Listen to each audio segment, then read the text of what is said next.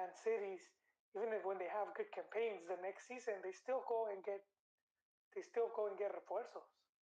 So it's difficult for a team like Chivas to have like let's say a good season and then not get refuerzos, and then people still expect them to maintain that level.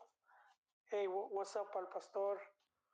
Let You me should send request if you haven't. yeah.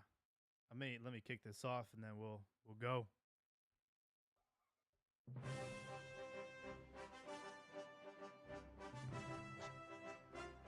Hello everybody, welcome back to Cantina MX Football Podcast, episode 346. Suddenly Chivas arise to the occasion. Back-to-back wins, and suddenly they're in repechaje. We're going to be talking about that. And we're going to be talking about these other teams that have been in a slump. I'm talking to you, Atlas. I'm talking to you, Pumas, Cruz Azul. It's been a long season already for them. But before I go any further, I'm going to welcome everyone to join us on Twitter Spaces. We're live right now. And we're also on YouTube if you want to hop on the chat. With that being said, let me welcome Joel to the podcast. Joel, how we doing? Doing good, Jaime. The stars are aligning. Everything seems to be right with Liga MX again. I would say the the original Grandes are finally winning. Oh, It's like they forgot. They forgot, America very impressive with what they've been doing, and they have to be candidates. And I think they've been a strong team for a while now. They just had some issues, but even when Solari was there, the numbers they were getting, they were very impressive. they just So they just couldn't get over the hump, which was Liguilla. They kept getting eliminated in the first round. yeah, and again that's the thing with Liguilla. It's one game. If it was best of six like NBA, we would be singing a different story. But it's what makes it exciting that it gives the, the smaller teams you know a better chance of advancing. Um, so yeah, man, I mean, it's what 5 games into the Clásico, and so I think if Chivas picks up the pace, because I do see America maintaining it. If Chivas can follow suit, um, we should have a pretty good game on our hands right there. Yeah, that's not until September 17th. So, That's not that far away, Jaime. that's kind of crazy. It just goes to show how these double jornadas are starting to add up. We do have, I think, another double jornada. I mean, we just had one. So, I mean, I think that's just going to be the pace for majority of the season because of Qatar, Yeah, right? because of Qatar, and one thing we talked about this season and with the double jornada and whatnot, that for a lot of players, this was going to give them a chance to try to make their way into the Mexican national team. And I think the list was released today for the friendly against Paraguay. Um, so there's some names there, and I think I wouldn't be surprised if Henry Martin, you know, catches a flight to Qatar. Um, I've been having him pegged for national team, but I've lost track of him after a while. But I always felt you know, he has what it takes. Yeah, so it's always a World Cup year where suddenly a player two arises, somebody that wasn't really expected starts to make a name for themselves. And, Mexico has been struggling to get a informed striker that is scoring consistently week in and week out that is not named Javier Hernandez. And I don't know what's happening over there in Mexico, but both Henry Martin and Angel Saldivar got a fire under their ass, and they continue to score goals. So it's very, very good, very refreshing. It's nice to see that, especially considering the fact that Tata is Well, he's a big pig-headed. He's very stubborn, and he has his usual suspects. Funes Mori, Pizarro. So I think Funes Mori's out of the question right now. I think he got injured. So, or was it his brother got injured? One of them got injured. I'm not sure. One of the But one of the fallas, Mori. what? Yeah. So, um, Henry Martin. I'm pretty sure he's gonna make the World Cup roster. I think he was like gonna make it regardless, but I think this basically solidifies his ticket. I'm trying to load up like the top goal scorers, but the Liga MX site is just not the It's not, business right now.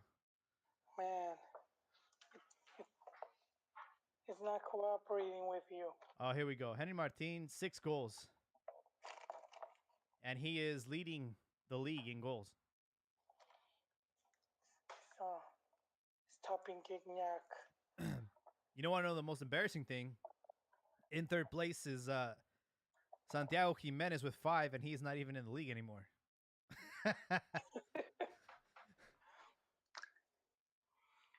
He had 5. Yeah, that's the other guy. I forgot about him for a cool minute.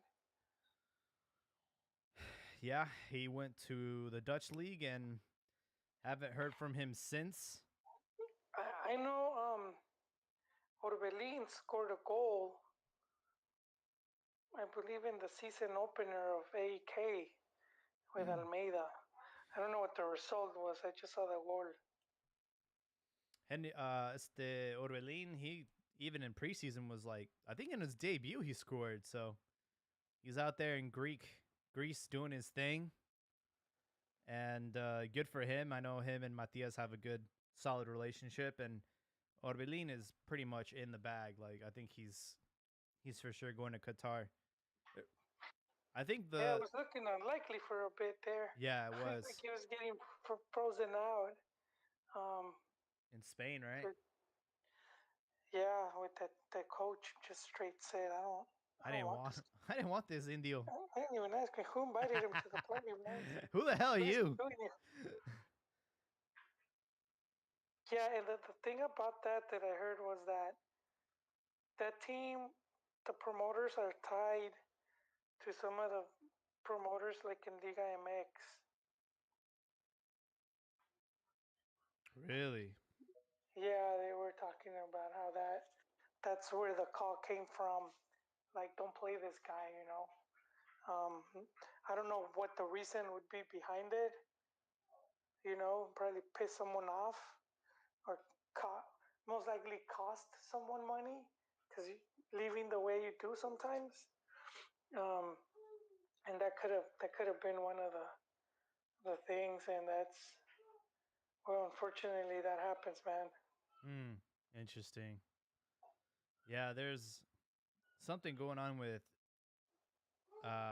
Perez Buquet from Chivas, who he was just looking good, and all of a sudden he has this issue with Promo Foods. I don't think he decided to sign with them, and now he's been kind of pushed to the side. So that's pretty interesting what happens in Liga MX, man.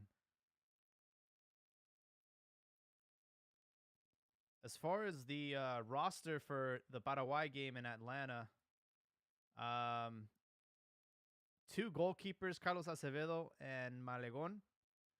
And then with defenders, Kevin Alvarez, Angulo, Gallardo, Lara, Reyes, from both Puebla and Atlas. And then Montes.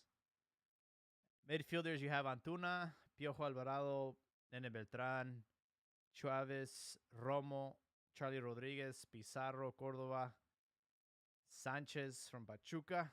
And then with forwards, we have Alexis Vega, Henry Martin, and Lalo Aguirre from Santos. So that is a pretty interesting list there. Pastor, I believe I put your request in, so feel free to speak up if if you have anything on your minds. But welcome to the podcast. Thank you guys. Hope both of you are having a great night. And yeah, as far as the topic, I am interested if Tata, how many strikers he takes to the World Cup. The coach, they usually take what, four? Um, I don't, with that, he takes like five goalkeepers, so I I don't know, man. Okay, because I mean, I was thinking like my guys that I would say are like guaranteed are Jimenez, Henry Martin, Funes Mori, Vega, and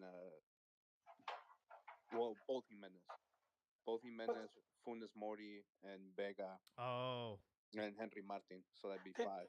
they did extend, right, the number of players from 23 to like with 26 or something like that. Oh yeah, that's true. So yeah, I So think he's definitely gonna take all those five. yeah, he could just take them on. uh, yeah, Funes Mori is injured. Oh, correct. But he's out like for like what, 15 days or something. No, I'm talking like World Cup. If they're like Yeah. healthy at that moment, I'm pretty sure he's gonna take those five. Again, I think Jimenez. I don't know if it was last week or is it this upcoming week where he's finally going to be in the Are you talking about starting lineup. Raul or Yes, oh yes, that. yeah, Raul scored already with Oh, he Wolves. started. Well, he scored. He scored in the League Cup. Yeah, so he's back in action, which is good. It's his starting spot to lose, you know. I know right now he's out of form, but like on paper he's like our best like striker with like the most experience or whatnot. From there, Pastor, I don't know, man. Like I think Santiago Jimenez is obviously gonna go now that he's in Holland. Henry Martin for sure. And then from there, man, it's I mean, is Alexis Vega considered a forward? I don't think he's a forward. I don't think he's a forward either. Put him in the mid category, but on this list, they have him in the forward category. Yeah. I think oh yeah, like our listeners since last week, this is like breaking news, but Tecatito's out. He got injured in training. So I think this is Alexis Vega's position in my opinion. I'm not. I'm not phased out by that. What, that he'll play on the wing or that he's going to go? No, no, no. The Tecatito's out. He just never seemed to like one of those players that with the selection that was like that you just need that guy. You know what I mean? Well, I mean, I also feel he got screwed. Like 2018, like World Cup prep leading up to the World Cup, he was killing it in those games. Mhm. And then he saw like no minutes of the He World got Cup. no I was action. so Yeah, I was so confused because like I think they had like games against Wales and like Belgium maybe, like, and he was balling out. I was so shocked that he's not seeing any minutes at all during the World Cup. In 2018, like he was hot. Yeah, that sucks, man. That is. I do agree he hasn't transcended to the national team. He's never been a player that like carries weight. And it's just one of those players that just again doesn't transcend when it comes to the big stage. I was like really disappointed with him last year during the Nations League and the Gold Cup. I really thought he would. I don't know if he went to the Gold Cup, but I know he went to the Nations League, and he just didn't really like do anything impressive in my opinion. I'm looking at the lineup against Germany in the World Cup. It was Chucky Lozano and Layun on the wings. Yeah, Yeah, and then with this one, I was surprised that Sendejas from America did not get called up. He's been balling out too, and it's yeah. weird how because he called up. Has Well, Pizarro been playing he well? I called mean, Pizarro, bro. because I mean I know Monterrey's in first place, but has Pizarro been playing well? I mean, I don't watch Monterrey games, so I don't even know. Pizarro missed a pretty big open net against Chivas. I just think he didn't want to score against his former club. And then Mm. he also had like a bicycle kick against Chivas. But I'll be honest, man, like Pizarro's been a player that maybe because of marketing reasons is really the only reason I see him continuing to get called up, but this guy has not been. He's not national team material right now, in my opinion. Yeah, he's not. And then I don't even about marketing. I mean, like, how many people love Pizarro? Where like people go to the stadium or watch him play or like buy his jerseys. Same thing with Antuna. Antuna hasn't been hot recently, but I guess because when Tata started, he was like one of those guys that stepped up to the plate for him. So I just feel like Tata's at a point where he's like just giving thank yous to the guys that have been riding with him the whole time. He's just taking them. Yeah, like I said, he's very pig-headed when it comes to that. And I think like in his opinion, it's like you have to like convince me to like not, you have to like outwork them or you have to like really be outperforming them. And so far, it's like I don't know. I don't know if he actually tunes into like Liga MX every week, but I do agree. I do agree that Zendejas is in much better form than him. And I will say Cordova, he actually has been playing well. He's actually been starting to like recover his form that he had at America. So yeah, I think he did deserve a call up. As far as Antuna, I don't know what he sees in him.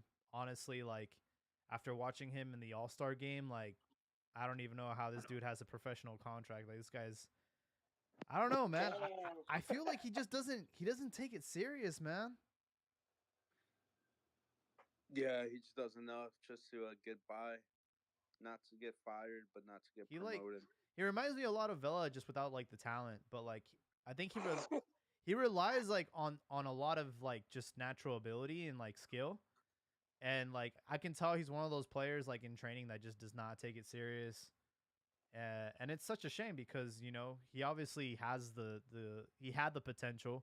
There's no, I mean, you don't get scouted by Man City for no reason. He did go to Hmm. Europe.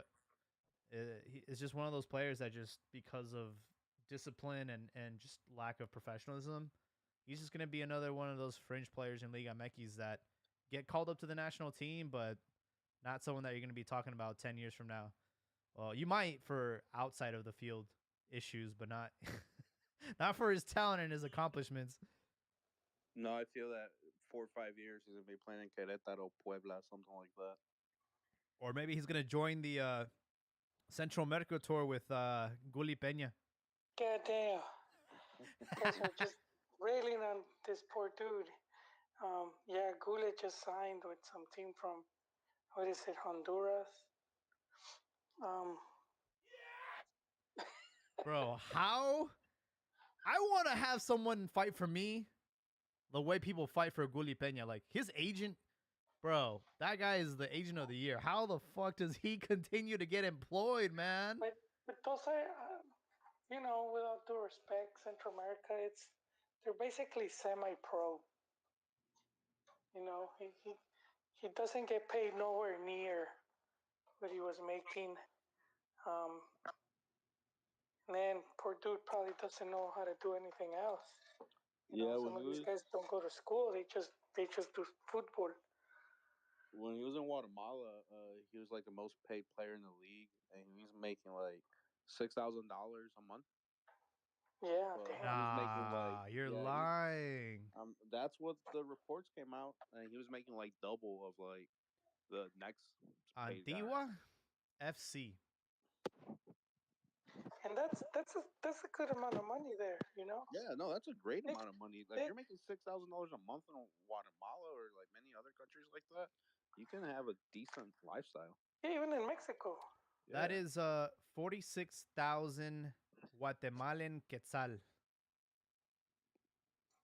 I had to Google it. Sounds like a lot of money. To kick a ball, man. I know that Yeah. there was like some weird like cult in Guatemala. Like all these white people just like moved there and like they had like this weird cult over there. And they were like Cold. cult. Yeah, they were like weird, bro. It was like this like just like bunch of expats that like moved to Guatemala and started like basically like exploiting like the cheap labor and like the housing. Oh, but I So don't I know. I can imagine like yeah, it doesn't take much to like live off of $6,000 a month. I wouldn't call that a cult. No, dude, it was like If you saw the videos, you'd be like, "This is weird, bro." I know there was like hippie communes where it's like they're probably trust fund kids and they have like X amount of money, and between all of them, they could rent huge plot of land. Because I did see one, something similar, and it just was like it looked like paradise, like the whole. Mm-hmm. And they had like some lady preparing them like natural fruit juice. That was just her job. It was like a juice bar, and you just walk up Yeah. and yeah, and so some of these dudes, that's what they do, especially if you can work from any place. Yeah. Go make sure there's internet hooked up, and they're basically living the life, dude. So yeah, Gulli Peña signed with CDS Vida, and they're in Honduras. Man, Central. I don't know. I don't know what Central America sees a Guli Peña, but I guess good for him. But he did win. He won. I know he won in El Salvador.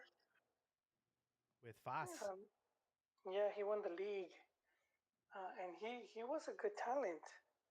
So and you see players like that usually from South America that will end up like in Guatemala or some other team where it's like they're just very indisciplined and the clubs, you build a bad rep and then nobody really wants you. And well, these are like semi-pro teams where it's like, well, they still need some money. They still need like I think some type of attraction, to. I wouldn't disrespect like Olympia because they're consistently in the Champions League. But for the rest of the league, I really can't speak for them.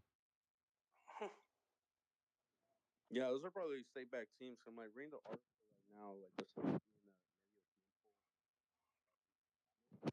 and it's saying that when he was at Cruz Azul, he was getting paid $110,000 a month. So Oh wow. that's definitely a huge pay cut. But it's also saying that that 6,000 he was making with FAS, that the government was helping supplement that. Hmm. So I'm guessing like with that team, since they were like the I guess the bigger team in Guatemala and Olimpia and Honduras, I'm sure they're like state backed or something like that. Yeah. I will tell you, like, no one's like, it's not like he's drawing like a huge crowd.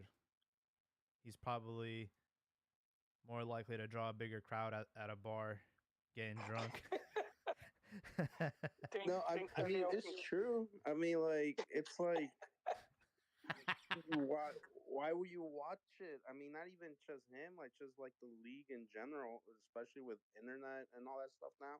It seems like most people watch like European leagues, like in those parts of the world.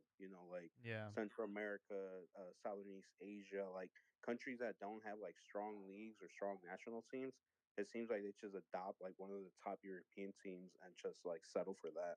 They do, but I mean, they still get like if you want to see live football, that's like your best bet. Mm-hmm.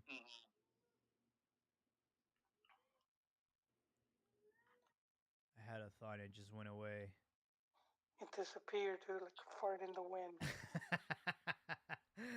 Yeah, like you're right. Like on TV, yeah, they have that option, but I mean, like we have to also keep in mind how like some of those countries, a lot of people can't afford like internet or like satellite or cable, whatever, and that's usually their best bet, the local team to see football.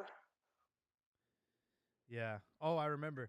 Um, we have like accounts on Twitter and like people dedicated on YouTube to just like keeping us updated as far as players, Mexican players in Europe. They'll literally scout anyone that has any ties with like Mexico. They'll try and like, hey, look, this is what this Mexican did this week.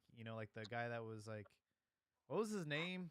He's like gonna play for the Argentino national team, Romero, something Romero. Yeah. All right. Yeah, but like we need someone that can do the same effort but in like Central America. Like I want to know how many Mexicans are in Central America cuz there's a lot, bro. Like There was a name that was thrown out there the other day. I had forgotten about this guy for a long time, Giovanni Hernandez. Oh, from Chivas. Yeah, dude.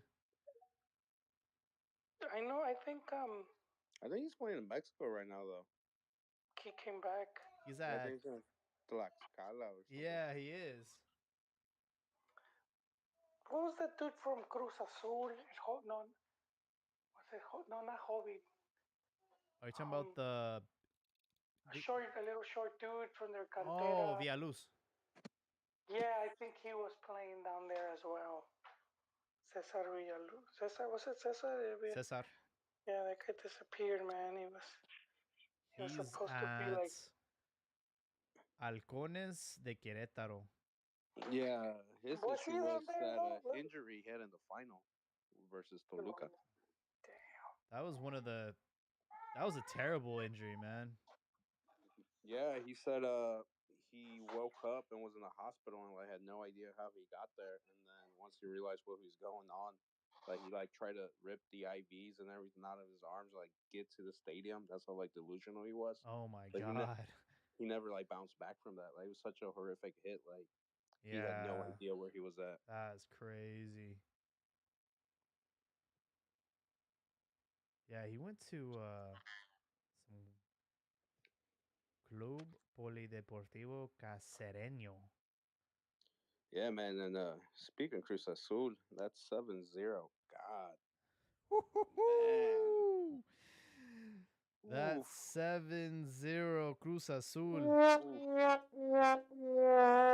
I don't know what was worse, the score or Ochoa after the game saying that he's never experienced something like that. And I'm like, Oh, you asshole! Did you forget about Mexico, Chile? You forget that? I'm pretty sure So, he's been I talking guess to a from watching it from the other side. well, he probably like went through like hypnotherapy after that match to kind of forget about it. Like yeah, in his mind, for that 7-1 doesn't exist. no, not at all. And then I feel like Jurado's career might be over. I don't think we're gonna see him starting in Liga MX again. Because like when he was Veracruz, like Pachuca spanked them 9-2, Necaxa 7-0. He's just always been getting scored so many goals, but he just has terrible luck. But I just feel like that stigma is gonna stick to him. That Oh, I forgot about him already. yeah, apparently like he's like the third choice keeper now. It's gonna be like Corona and some other guy. Yeah, Cruz Azul took him, and he Godinho, was right? the Yeah, I think that's his name. he Godinho's was the brother of Raúl Godinho. He was at oh Cruz Azul. well. This guy was supposed to replace Corona. He was like at one point like the next best thing at the GK position, and Cruz Azul seemed to be a bad choice. He was getting a lot of hype, at Veracruz, and then he like said that he would never play for Chivas, or he said something about Chivas, and he's been cursed ever since, man. Yeah, and You I know, feel that stigma's gonna follow him. He's done.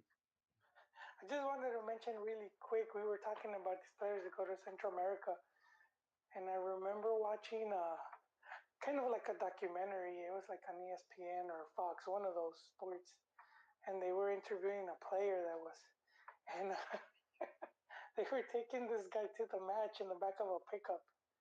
That was that Oh, was I his remember that. ride, Yeah. and I was like, I felt like when I was a kid when it used to be legal to ride in the pickups, but I'm like, damn, dude, like not, and in the back too, man, not even in the front. It's like the dog rides in the front, dude. Dude, that happened to me. Damn. Yeah, dude. We we had to practice in a really far away like field, and I didn't have a ride back. Like a lot of us didn't have a ride back. So our coach like made us go in the bed of his truck, but we had to like lie down to show, because obviously here in the states they trip about that. There was at least 3 of us in that bed of the truck, dude.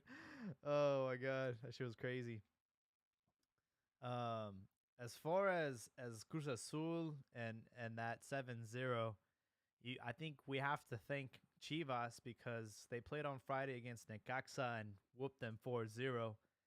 And America said, anything you can do, I can do better. and they had to put that beat down on Cruz Azul 7-0. I didn't watch any of the matches, but I was just like, wow, is this real life? Like, did that really just happen? Well, I blame Baca. Like, there's this can't remember the name, but it's on TikTok. Just like search Rafa Baca, and it shows you like the highlights of his games. The dude is just terrible. Like he's just horrible. Like I don't know, he's a professional. Like he literally plays for the other team. So many turnovers, terrible passing. And I texted my buddy like I sent him the highlights. I was like, dude, as long as Baca's playing for Cruz Azul, they're not gonna win. Like this dude just gives up the whole midfield. Sounds like Harry And Maguire.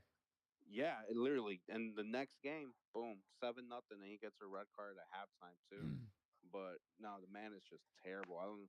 I think Chivas wanted him like 2 years ago. Thank God that never happened. Damn. Yeah, sometimes just well connected, you know.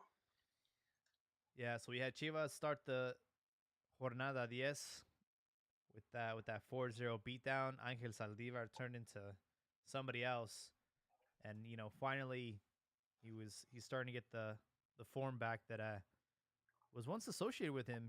Like at one point he was our top leading goal scorer, and then he went to Puebla.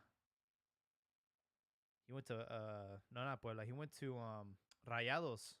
Well, it was part of the trade. Like that was Yeah, pretty much. I don't know why they wanted that. It didn't make sense to me. So when yeah. Chivas went after, what was it, their midfielder? When they went for Molina They said we want money plus this guy on loan. with And I no was like, option to buy, and we're gonna send you the biggest tronco ever in return, Madrigal. Um, this was right after the Club World Cup too, when he would, he was their scorer and everything, and it was just weird, man. It was a weird trade, and yeah, the club. We would just Jaime. I do feel the club messed up there, agreeing to that because you're right. He was on good form, and it's like, why would you do that? You know, why get you have such a hard time getting strikers, and you're about to let go of one of your current better ones on but they don't have it. You know, they're basically telling you they don't even want him with no option to. Well, I think it was it Chivas that put that clause or was it them? I'm pretty sure Chivas put that clause in that. But see, even that doesn't make sense because it's like that just makes that transfer the more bizarre because then the club is like, well, if we're not gonna have an option to buy him, Yeah, we're only gonna use him if we really need him. yeah, and Monterrey was stacked at the time. There was like, it was stupid. It was a bad trade. That's career suicide, yeah. And Yeah, well, I mean, that's Yeah, for real. That exactly career suicide. That's something that pisses me off about Monterrey fans. That they say that Chivas ruins careers. I'm like, how many young players go to Monterrey, and how many of them have gone to Europe? The only guy you can claim is the Gatito, and he literally broke his contract. yeah. You guys don't send no one to Europe. Like, who are you talking? Like Ponchito right now, he's killing it. He ain't gonna go to Europe. Montes, the only European team he can go to is someone in Russia where the whole world's locked down against them. Like that's how bad you guys are. This man is willing to go to Russia, be sanctioned and everything. So hopefully he can make a move somewhere else later. Yeah, Rayados is weird, man. I think they just throw stupid amounts of money at these players, and it's like, it's kind of like Elvis in Vegas. He just can't walk away. But Correct. um, yeah, Chivas kicked off things 4-0. Very satisfying victory for them, and that was their first victory of the season. And some of the matches that were anticipated ended up not being interesting at all, with the big Clásico Regiomontano with Rayados and Tigres just scoreless. He also had uh, Atlas tying with Puebla.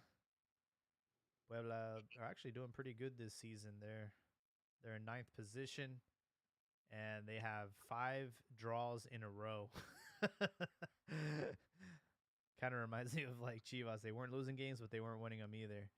Um, the other huge lopsided victory was for Santos beating Pumas 5-1, man.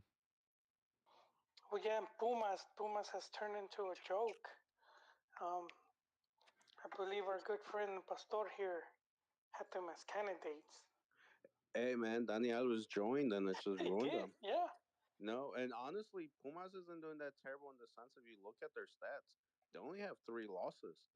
They have six draws. Like today, they were up 1-0 and get tied in aggregate time.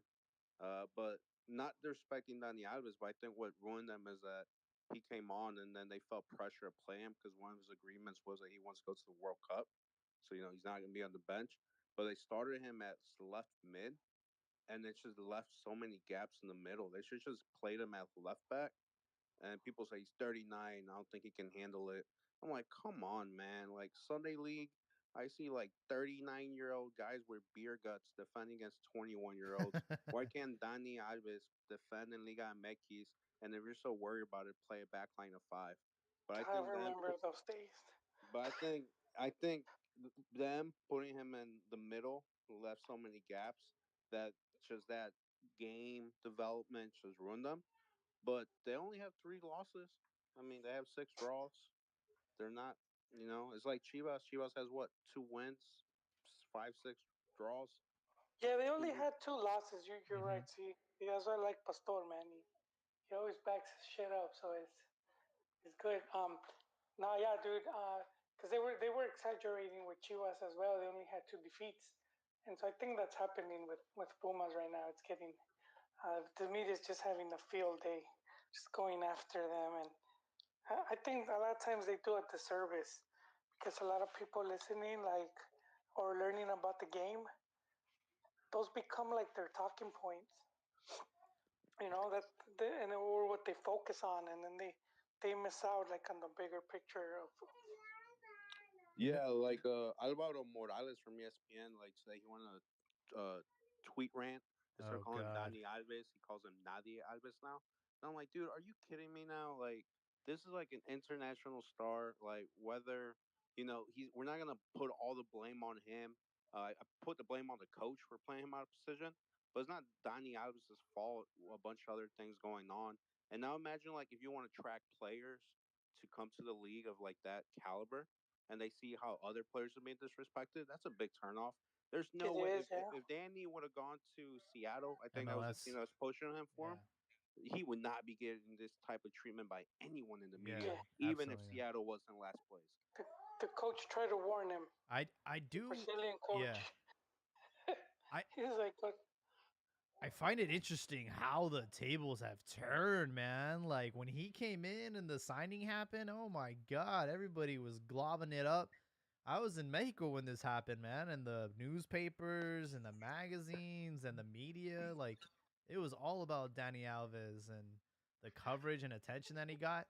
It was crazy. And like you fast forward like a month later, not even, and this dude's like the most hated guy in Liga MX. Like, what the hell, bro? Like, God, that's we're so why are we so toxic? Yeah, that's what it is. It's toxic because even if he would have played left back the whole time, and let's say they would have been keeping clean sheets, but the offense wasn't scoring, you guys didn't bring a striker. You didn't bring Luis Suarez. You brought a left back. What made you think that you were going to be winning and like winning every single game? At the end of the day, you need your offense to step it up, and that's what's been going on with Pumas. They just keep getting all these draws. Yeah, Dineno and who's that one guy they like picked up from was it from Panama or something? I think he's not even on the team anymore. And then they had this guy from Argentina too. It's like I don't know, man. Um, Yeah, but I do agree though, like the kind of slander that Danny has gotten, like I don't think people really think things through. Like if you're if you are like what do you think is gonna happen? He's gonna go to the Brazilian national team and he's gonna be talking about how badly he's been treated in Liga MX, and that's gonna obviously deter a lot of like Brazilian players to like coming here. correct. Yeah, I mean, and with what Liga MX is saying that the growth they plan on doing as far as like versus MLS and stuff. If I was Liga MX, I'd be giving Alvaro Morales a private call and saying like, "Yo, shut your fucking mouth, bro." Yeah, yeah, absolutely. And agreed." um, I heard I don't know if it's true, but I think it was negotiated in his contract that yes, that he would play like in the starting 11, but also that he would play in the midfield. So I think that was his call, not Lilini. Yeah, with players like that, it's always the coach that takes the. They end up taking the hit when things go wrong, and it's like they don't really have a choice. You know, Bro, you know, Danny in his contract negotiated like, all right, I'm gonna get some prostitutes, some cerveza, starting 11, left midfield. Like, what else should I throw in there? Like, they basically had to like promise him everything. And you know, there was this Brazilian guy on the subreddit that like warned us like Danny Alves is not the player that he used to be. Like, watch out, he's gonna be just like collecting his paycheck and laughing all the way home. So far, it's been the case. But Joel, how you feeling about this matchup on Saturday? Chivas play Pumas. I'm feeling good. I think it could be 3-3 now for the coach. I don't know, man. I don't like it when you're confident. Wait, I was confident about Cadena the whole season. Yeah, The only one not to fall for his head. Typically, I have to go opposite of what you say. So it's like the weatherman. Like, oh, it says it's gonna rain today. Ah, shit. No, yeah, Pumas has been. They're not doing too good. I was telling you earlier. I just hope they don't pick the Chivas game Yeah. as their wake up call.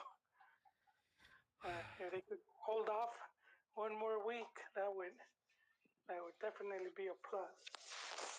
I would say the only advantage Chivas have is they did play on Tuesday. Pumas just played today, and the game's on Saturday, so Chivas have a little bit more rest, and they're at home. This game won't be free. Um, there was free attendance against Rayados, and the fans showed up and they supported the club. So hopefully they can continue that sort of um, attendance. I know it's not going to be free, but hopefully they encourage more people to go to the ballpark. Yeah, we're broke, so they're probably gonna do double the price for this game to make back the money.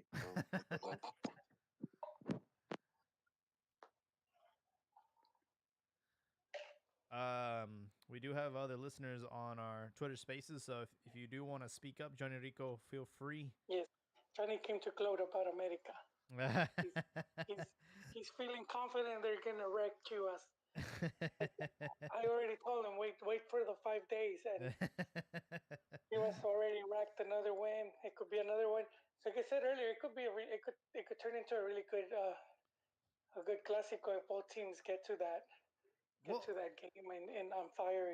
That's what you hope for, right? Like, I'll be honest, like the Clásicos, like the last couple of seasons, there really hasn't been much of a rivalry or like, it's always anticipated, but I think what you would love to see is two teams in really good form, and then two strikers that are, hopefully by then leading the league in goals, and that makes it more enticing and a lot more entertaining. I remember when it'd be like Omar Bravo, and he'd be like our top goal scorer, and he'd be up against like Piojo Lopez or whatever the case. America always had the flavor of the month or whatever, but you want to see that. You want to see like both teams doing well. Hopefully, we'll see that on the 17th. Yeah, I think what helped America a lot was those friendlies versus European teams, and unlike Chivas, they actually like went out with their starters. So That's true. once you go like play high level teams like within 2 weeks, and then you go to Liga MX where the other teams move the ball around a lot slower, you kind of feel like you're like a level above them compared to where you playing. So I think that was actually like a big plus for them going out with their starters against City, Madrid, and Chelsea. Yeah, no, for real. I know what you mean. Like when you're playing against people above your level, like significantly above your level, and then you go back to like regular day, you're like, man, this ain't shit. it was the wake up call, right? They're like, wait, we're we were sweating it about Puebla. Yeah. Rico, see if we can get you to speak up. Welcome to the podcast. Hey, what's up, guys? So You guys talking about those friendlies against the European teams that American Chivas had? Yeah. I was, yeah, I was reading that Henry Martin he heard the rumors that he was sucking, so they were gonna send him to Chivas. So he decided to wake up, start scoring some goals. Yep. Hey, I got no problem with that. I did not want that man at Chivas. Man, I have no problem with that. I throughout the entire like last 2 3 seasons, I've been a diehard defender of Henry Martin against all. Like I would take on all Americanistas. Really? Hell yeah! I knew Henry Martin would wake up and like if you go down my timeline, you'll see the tweet before week 1 that I predicted he'd be campeón de goleo. Wow. yeah, I did. I've been also a Martin defender since he was at Tijuana, and I wanted him at the goats. America beat us to him, but that's that. But I mean, I you know, I think he's stayed a good player. Yeah, he reminds me like a lot of Oribe Peralta. Like when Oribe Peralta was at his age, like that's Henry Martin reminds me a lot of him. Yeah, I liked Uribe at Santos. I think that was pretty entertaining to watch. Um, how do you feel about Ochoa? There is a rumor going around that he hasn't extended his contract with America, and he might be going elsewhere, maybe probably MLS. Well, I really hope not. I think Ochoa has, proven himself throughout his career against the haters. I think he's earned the right to stay at America until the day he retires. No question asked.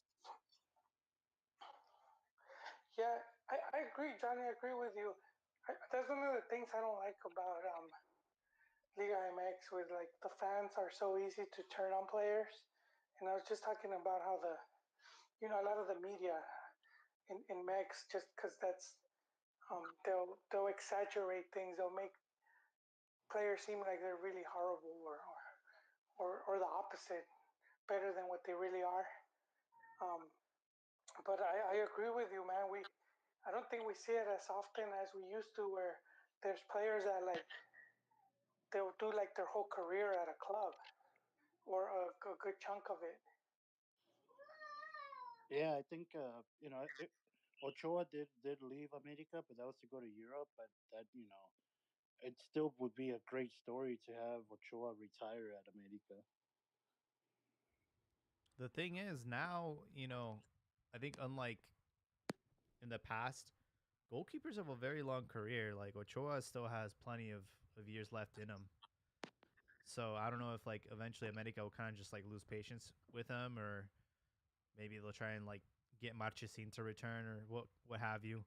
And obviously MLS, um, certain markets like I'm thinking Atlanta, I'm thinking Los Angeles, I'm thinking Chicago. Like imagine Ochoa coming to MLS. Like even like casuals and people that don't really follow the sport recognize Ochoa because of what he's done at the world stage at the World Cup. So But but I think goalkeepers is the one position where they like the league here doesn't they don't want to go after you know like a DP, you it, mean? yeah, on goalkeepers.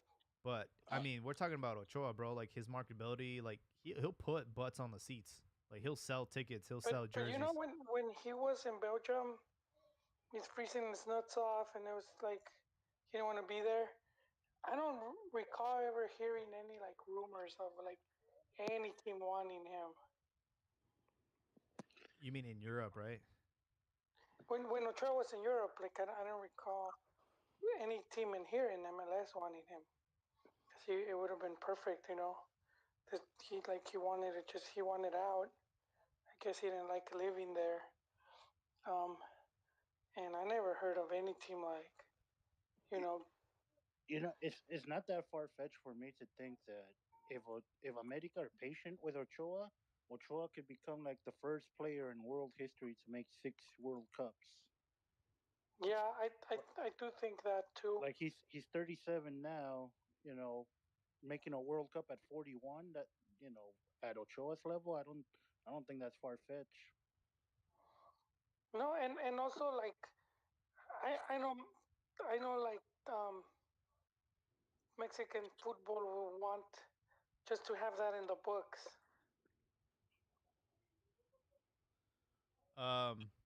I don't know if you guys have ever heard this clip of this guy going in on Ochoa.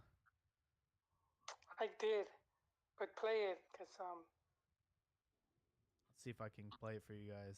it's the one that he's saying just because of his looks. Yeah.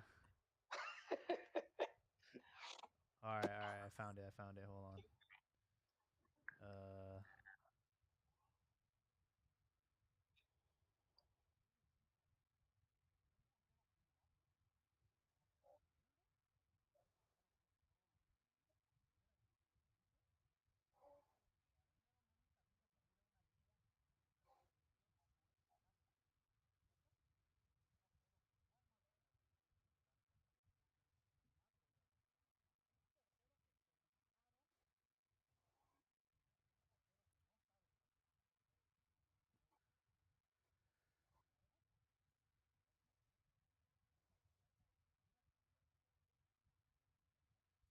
Damn.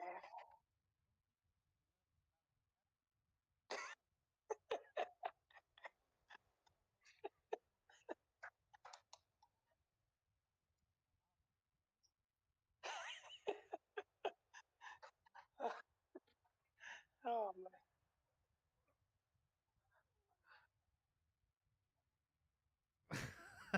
damn. I don't think this guy remembers how Ochoa debuted. He was debuted by Leo Benhacker, and at what, like 18, and he showed Yeah, from not only from that, that. if you guys watched the America game against yesterday against Querétaro, where a puerta cerrada with no fans, like even the commentators were saying that like you can hear Ochoa's voice, like he's he's the commanding captain of the America squad, like he's the one screaming all of the instructions on the field.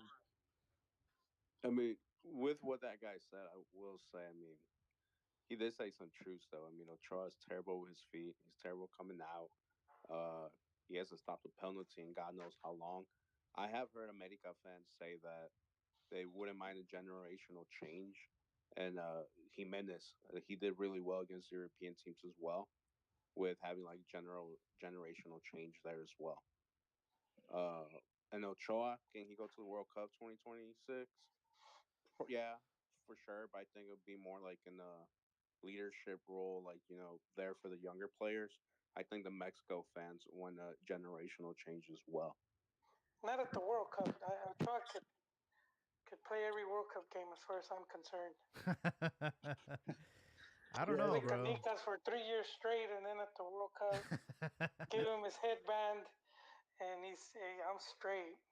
the only truth that guy said is that Ochoa is good looking. Ah, Ah, se mamó. For those wondering where this came from, La Proroga on YouTube. Yeah, they're like an America podcast. So the guy that said this, Oh, bro, wait, it wasn't in the America podcast. I don't listen to it, bro. This clip went viral, and this guy looks like three guys put together. This guy's ginormous, bro. He was you could hear the jealousy, man. That guy was jealous, man. I don't want to disrespect Ochoa. I think he's been one of the most like consistent goalkeepers for Mexico. It's nice to have peace of mind in the back. The last thing you want to worry about if you're Mexico is who's going to be our starting goalkeeper, right? I Like can't remember like a big mess up he's done at the World Cup. no, at the World Cup he turns into like Superman. Like I Oh, don't even know. that's I don't know what's going on, but yeah, it's one of those positions that you don't have to ever worry about. I will say though, there are some prospects on the come up. Acevedo's a great option. Um, who else? I don't know if Jurado's. I think he's not the truth No, he's done for. right now. I mean, if we were to me being kind of like biased, I would say Wacho Jimenez has definitely earned an opportunity to get at least called up. Man, he had a really good game against Monterrey. Yeah, he's a lot of good games throughout the season. Almost no mistakes, if zero at all. And his defense is as far as goals against, they're like best in the league, tied with Tigres and I think somebody else. And when you play for a team like Chivas, that also has a little bit of weight to it. So The Pumas goalkeeper is also not that bad either. who's the Pumas goalkeeper? Gil, I can't remember his first name. Yeah, Gil. It's not Gil Alcala. That's an old referee, right? Oh, no, I think that is his name. Uh, Uh, yeah, Alcala. Really, he has the name of an old referee. Probably related. It's El Junior. It's El Junior. Gil Saúl Alcala Barba. But yeah, I've seen a few Pumas games. He's not that bad either. He for a team that gets beat up like Pumas, he's kind of holds his own. Yeah, there's a lot of goalkeepers in Mexico.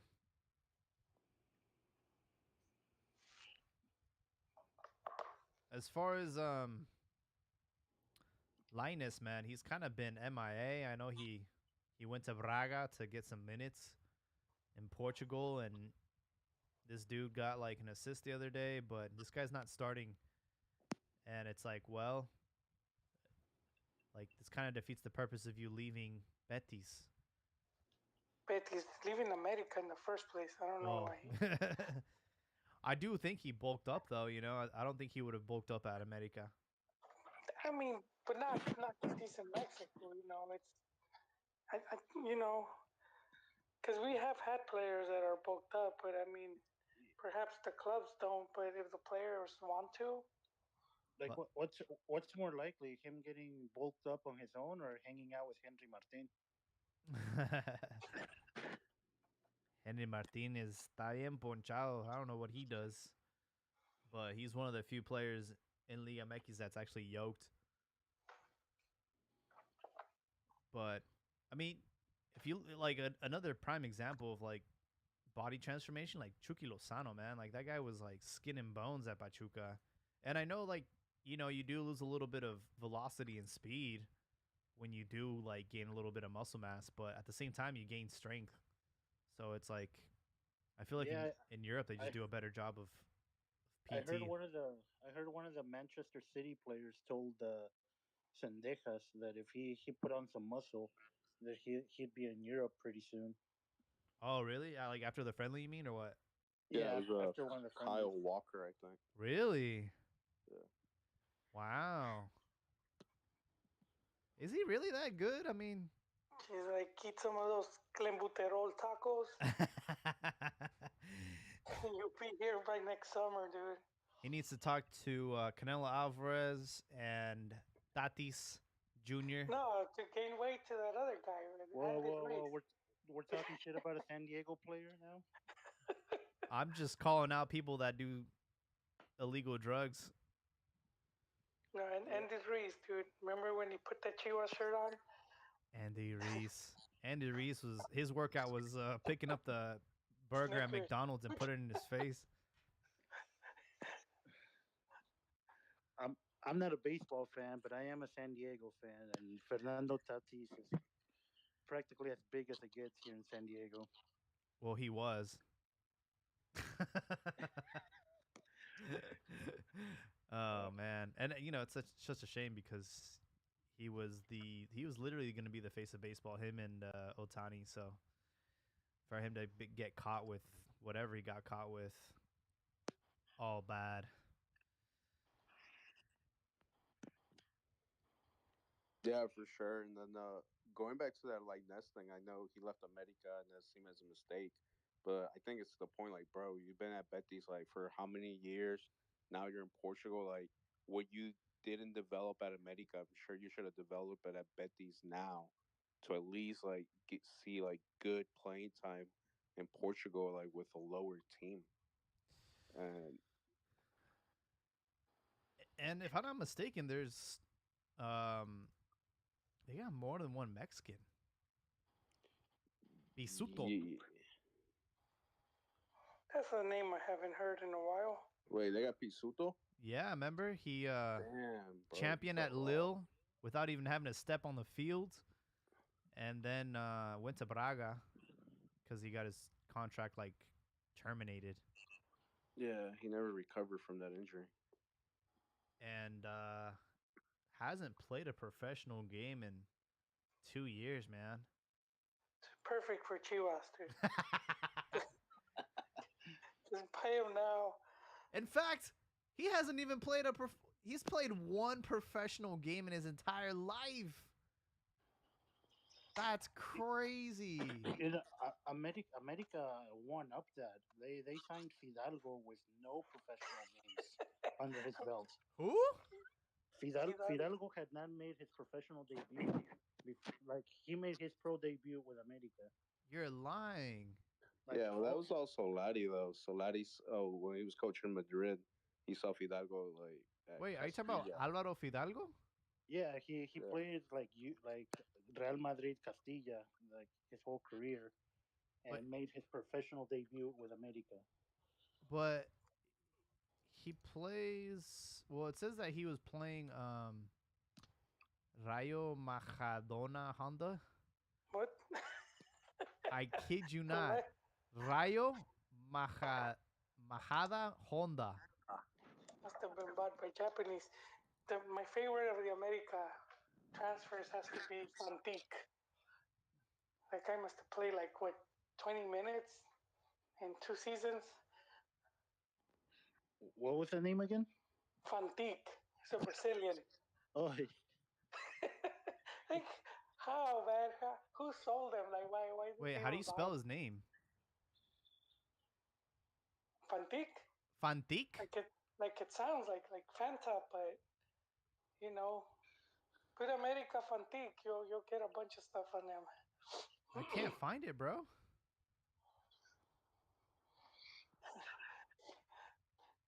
America had servers washed, so that I mean, another embarrassing one was Chiqui Marco, the ref, when he was appointed coach of Salamanca and got fired 3 days later.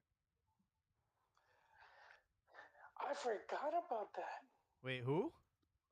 Chiqui Marco, the guy who used to be a ref, he got appointed coach of Salamanca, and then literally they fired him 3 days later Wow. because apparently there was issues with the players in him. 3 days into the job. Wait, so what's the story with this guy? I found him on Wikipedia, and this guy has no appearances. Who? Marcio Delvi. Marcio, oh you. Marcio Delvi da Costa, también conocido como Fantique. So what? He never Can you played? I guess not. he yeah. I was surprised, Wow. and I think he was like related to someone, like Romario's third cousin or something like that. No shit. You know what's crazy is this isn't the first time I've heard of this. Like there was this famous guy, right, who like he like hyped himself up and like he went to like a few clubs without ever like playing on the field. He just like Yeah, he would fake injuries. he was fake injuries before he like played. That guy's legendary. And one time the coach puts him in, and he starts a fight with the fans. and then they talk to him, and he talked to the club president, and he's like, oh, they were talking shit about you. Bro, Like, I had to go defend you. what is it with Brazilians and scamming people? Because Carlos Kaiser was his name. Ah, there you go. Yeah. This guy's taking a piss. Dedication. Yeah. Dedication to the pod. It's water, dude. It's my water cooler. He says Carlos Kaiser is a Brazilian con artist, former footballer who played as a striker. He managed to sign for numerous teams during his decade-long career. He never played a game. The closest occurrence ended in a red card while warming up.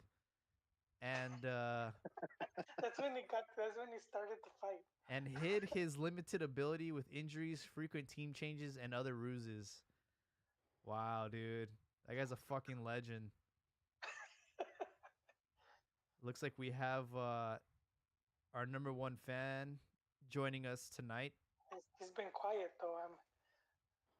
No, I haven't. I just added him to the speaker. All right. I was wondering, what's going on? Speaking about imposters, Ricardo, this is all you. You have the floor. Buenas noches. Buenas Buenas noches. noches. To I see Mr. Rico has popped up too. Finally, another voice of reason. Yeah, I made it. I made it out of my law books early enough to catch the show. Nice. Johnny, these guys are scared. They saw that 7-0, and they got the anti-press. Notice also, I have a real problem right now with the with the Chivas propaganda machine right now. Oh They man. they win 2 games, and Yeah. now they're hyping up that kid that no one even knew, Chupete or Chupete. Cheque or whatever that guy's name is. Who? That defender that they're comparing him to Emilio Lara, who just got called up to the selección, rightfully so. Are you talking about Chicote? Nah. Chupete or Chiquete. something like that. Chiquete? How about Chiquete? Yeah, he was playing center back, and I think this last game he played left back. It goes to show you how jealous the Hermanos are. Anytime America has a real Mexican jewel, they denigrate them just to make themselves feel better. You're talking about Jesus Orozco, who, when Chivas had a friendly earlier this year in San Jose against Leon, he scored, and I was like, oh, this. I think that was his only goal for the club. But yeah, he looks promising. It's going to be another Edson Nene debate, another Linus Trophies debate. Your guys stay in Liga MX, and our guys go to Europe. What good is Europe if you're on the bench, dog? Better than MLS. You know what? No, in that debate, like I'm really sick of Europe coming and taking away our players. Like I want a championship team at America. I could give a shit about Europe. Oh, I agree, Johnny, but I'm just letting these guys know that our players are better than them. Yeah. Hey, man, we got a No. Peruvian on our team. You better watch out. Oh, historic moment. Like A Peruvian scored a game winner for Chivas, an all Mexican team, right? We should cap him. Oh wait, like right now, the way America's playing for the first time, I'm not missing Guido Rodriguez. Like I'm Mhm. barely getting over that Guido Rodriguez exit. The historic midfield. Yeah, what's he up to nowadays? I heard that I know he was at Liverpool. Betis, right? Yeah, I heard Liverpool were rumored to want him. Wow. And if he gets sold, America gets some cash. Oh, they have a clause. Yeah. Oh, that's good. We talked about Ochoa earlier about his contract like potentially expiring out at America, but I didn't get your opinion on that, Ricardo. Would you be losing sleep if Ochoa left to the MLS? For the right price, I wouldn't. Well, his contract's going to expire, so there wouldn't be a transfer fee. Well, depending on who comes back, but I'm not really. I've let my feelings known about how I feel about Ochoa. Yeah, I don't know if you caught that little monologue that I played back for everyone about that. You know, the fat guy talking about Ochoa. Oh no, I just seen the that video. I didn't catch that, but I seen that video of that Chia hermano assembling a protest because they want America to play in La Liga. Bro, you know that was no Chila Hermano for a fact. That was an I don't know. It America looked real to fan. me. Real to me. Wait, what happened? Some Uh, video going around, some guy in a Chivas jersey saying that America needs to leave Liga MX and play in Europe because they're just destroying everybody. No And way, you're lying, and dude. it's not fair that they're destroying all the equipos grandes. he's wearing a And Chivas I Uh, believe jersey. him. that That ain't sounds no like a Chivas proper fan. troll, man. He Yeah, had That's he had a funny, Chivas dude. jersey on and everything. um, Another player that has an expiring contract, and there's a lot of moving pieces in this one, but LA Galaxy are after Luis Suarez, and they're looking to replace Chicharito with him. Chicharito's contract expires in January.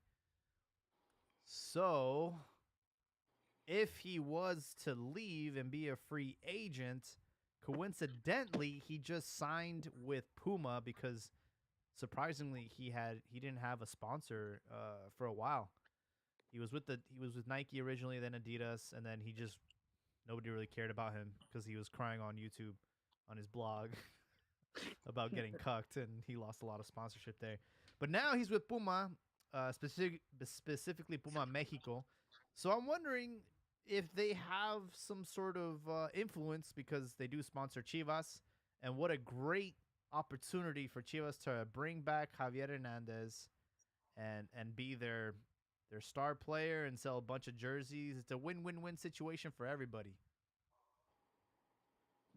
I don't I know about a win-win-win. I feel it's gonna be. It has potential to be a Dani Alves situation.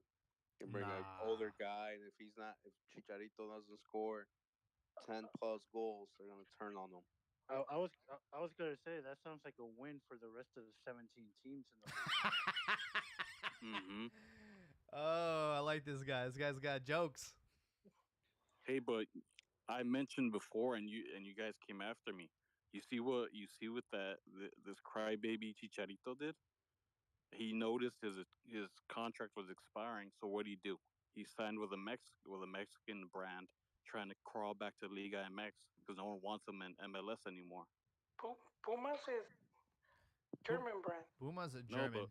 yeah, but the Mexican like the you Yeah, mentioned Jaime the Pumas Mexico. it's Puma Oh, Puma oh, Pumas. Mexico. Yeah, Yeah, All right, all yeah, I yeah. right. told you guys, and that's what happened. These guys go to cash out in MLS because they're pecho frios, and I disagree with you guys saying that they should that the it's toxic. Yeah, the media is toxic in Mexico, but that's pressure, man. Something they're not going to get in MLS. There's a little truth to that because wasn't Chicharito kind of offering himself to go play for free at Manchester United? Of He There you course. go. was. Hmm.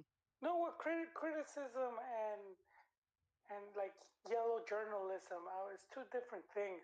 So like a valid criticism, I would not be against, but like we see a lot in Mexican media, well, They're they'll exaggerate things they're or just even go blatantly into their like being rude. personal Yeah. lives, and I think that that's a disservice because you have a lot of fans, especially younger fans, and that's what's like um, influencing them and how they see football.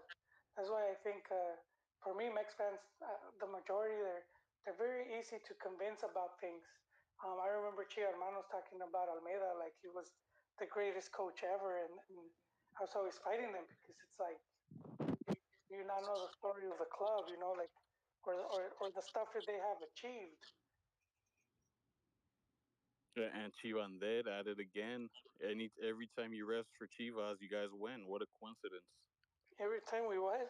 Every time Chivanded refs for you guys, you win. What a coincidence! Yeah. I We I I, hey, we I were agree bound with to get one. Jolie there. I think Mexican fans are too easily impressed and too easily Suede.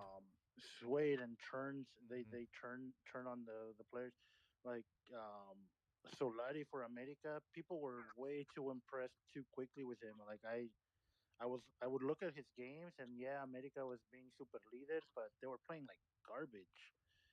And I came to the conclusion that it was the 4-3-3 that he was putting out there. The 4-3-3 just doesn't fit the Mexican style of play. Hmm. And this is something Juan Carlos Osorio tried to do with La Selección, and something Tata Martino's trying to do with La Selección. Like, I don't know what it's going to take to convince him that 4-3-3 is just not ideal for the Mexican player. What do you like? The five in the I'm back?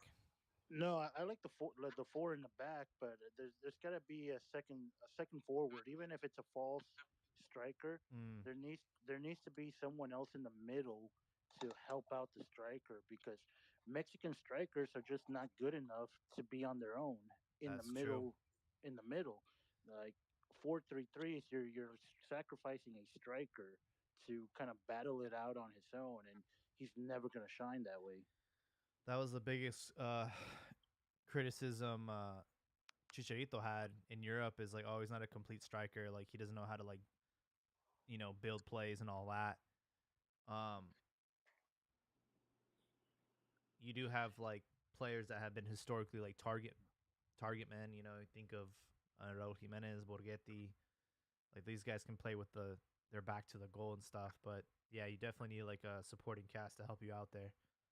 Yeah, that's why I don't have high hopes for Mexico this World Cup. Like, and so it took me all the way until Solari with America to realize that it's the 4-3-3 that's dragging America and Selección just down. It's If you change up the formation and play to the Mexican players' strengths, I think we could do a lot better.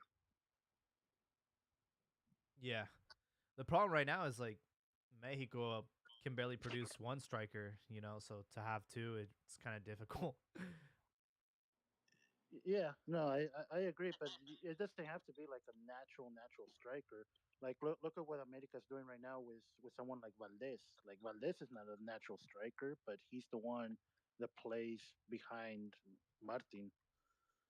Yeah, Yeah, and Hmm. I think that's what it ties with. I mean, we're having trouble producing a striker because, like Johnny said, we're trying to produce like a striker that does it all, as opposed like if you had like Henry Martin, Raul Jimenez, or whatever, with a second striker that takes a lot of that pressure off, direct pulls defenders away.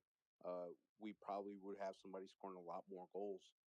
But with that 4-3-3, everybody else is trying to do high pressing, and then the striker's trying to do everything by himself. So it just creates that huge problem. it's just too predictable because like you have two wingers and you're just crossing the ball into the box. Like it's just too predictable, man. You got to have a little bit of a different approach.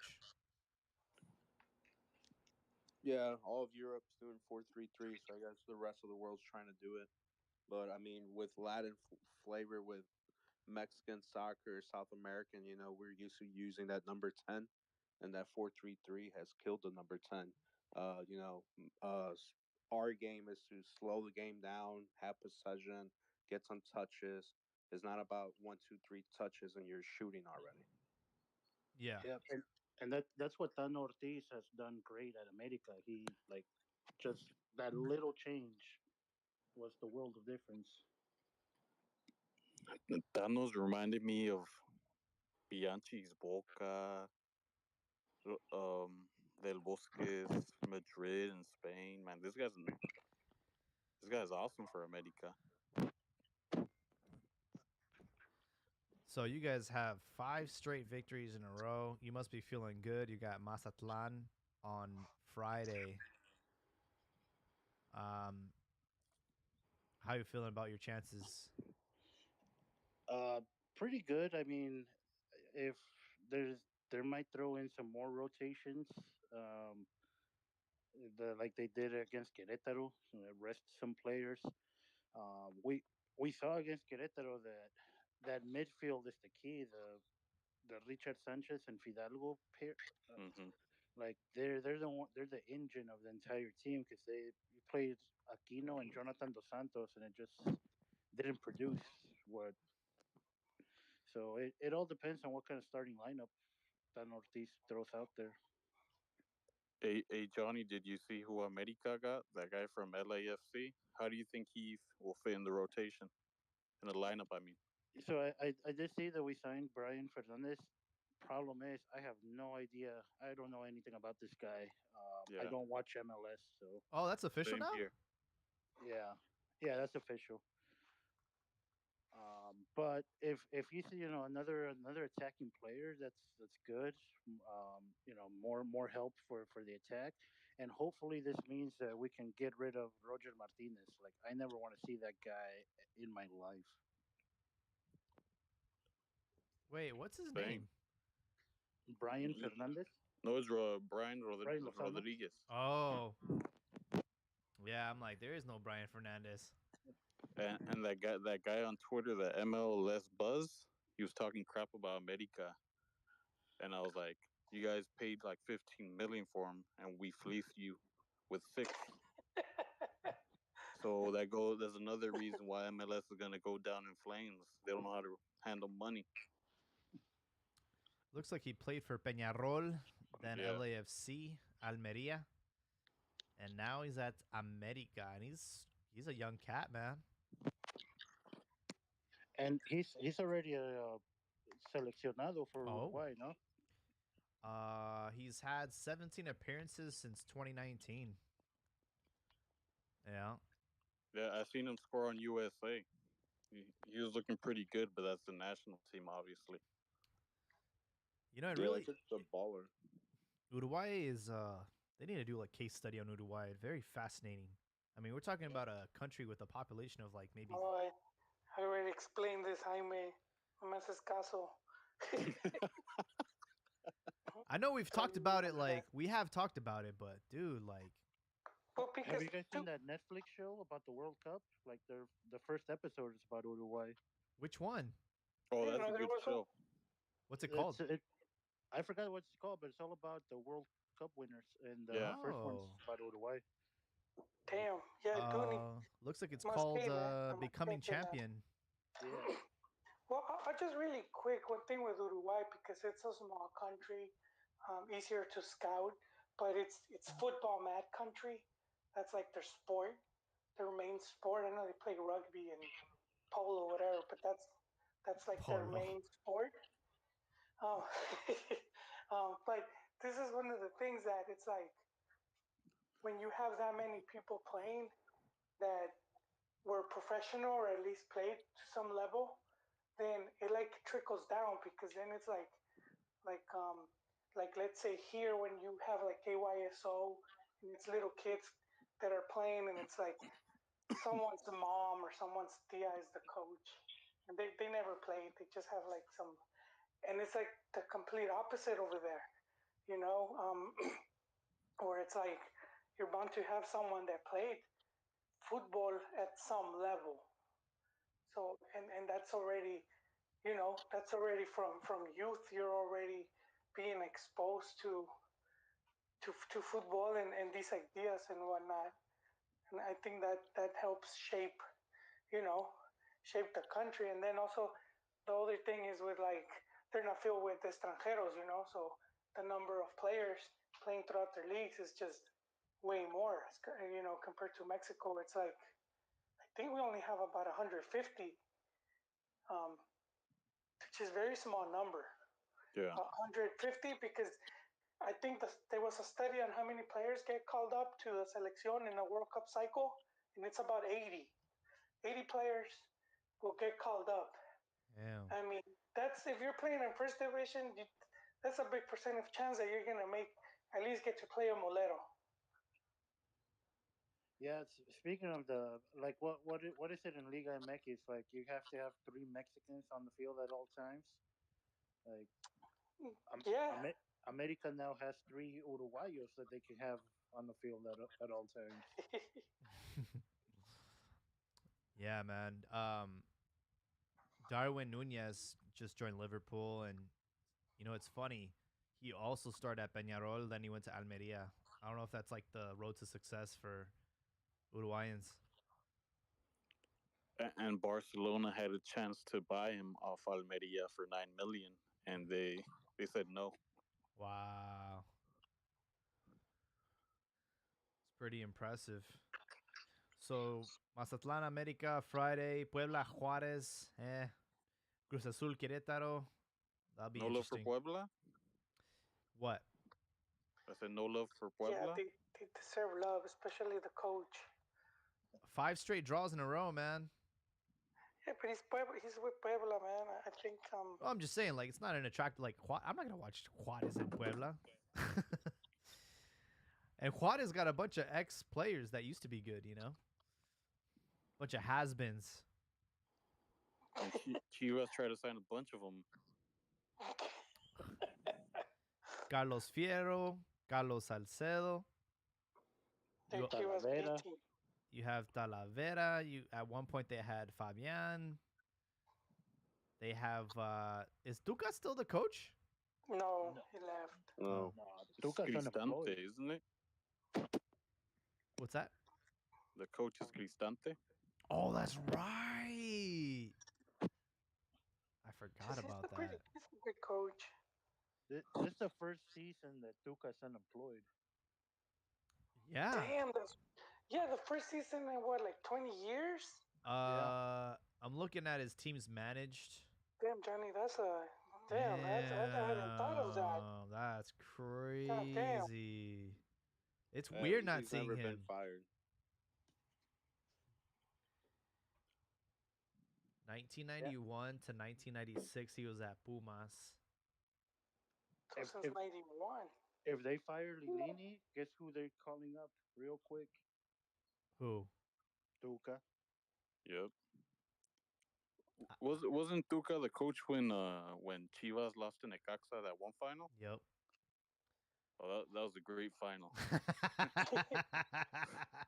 He was also My the favorite coach. moment was when Hermosillo made that weenie Sanchez look foolish, and he just passed it off to the side.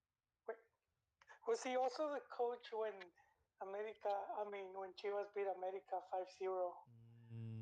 I think Mm, that would have been him. You know, I'm not I gonna don't talk shit. remember. I'm not gonna talk crap about that because in 1991 it was Tuca Ferretti who scored that golazo in the final to Yeah, beat from America. outside the box.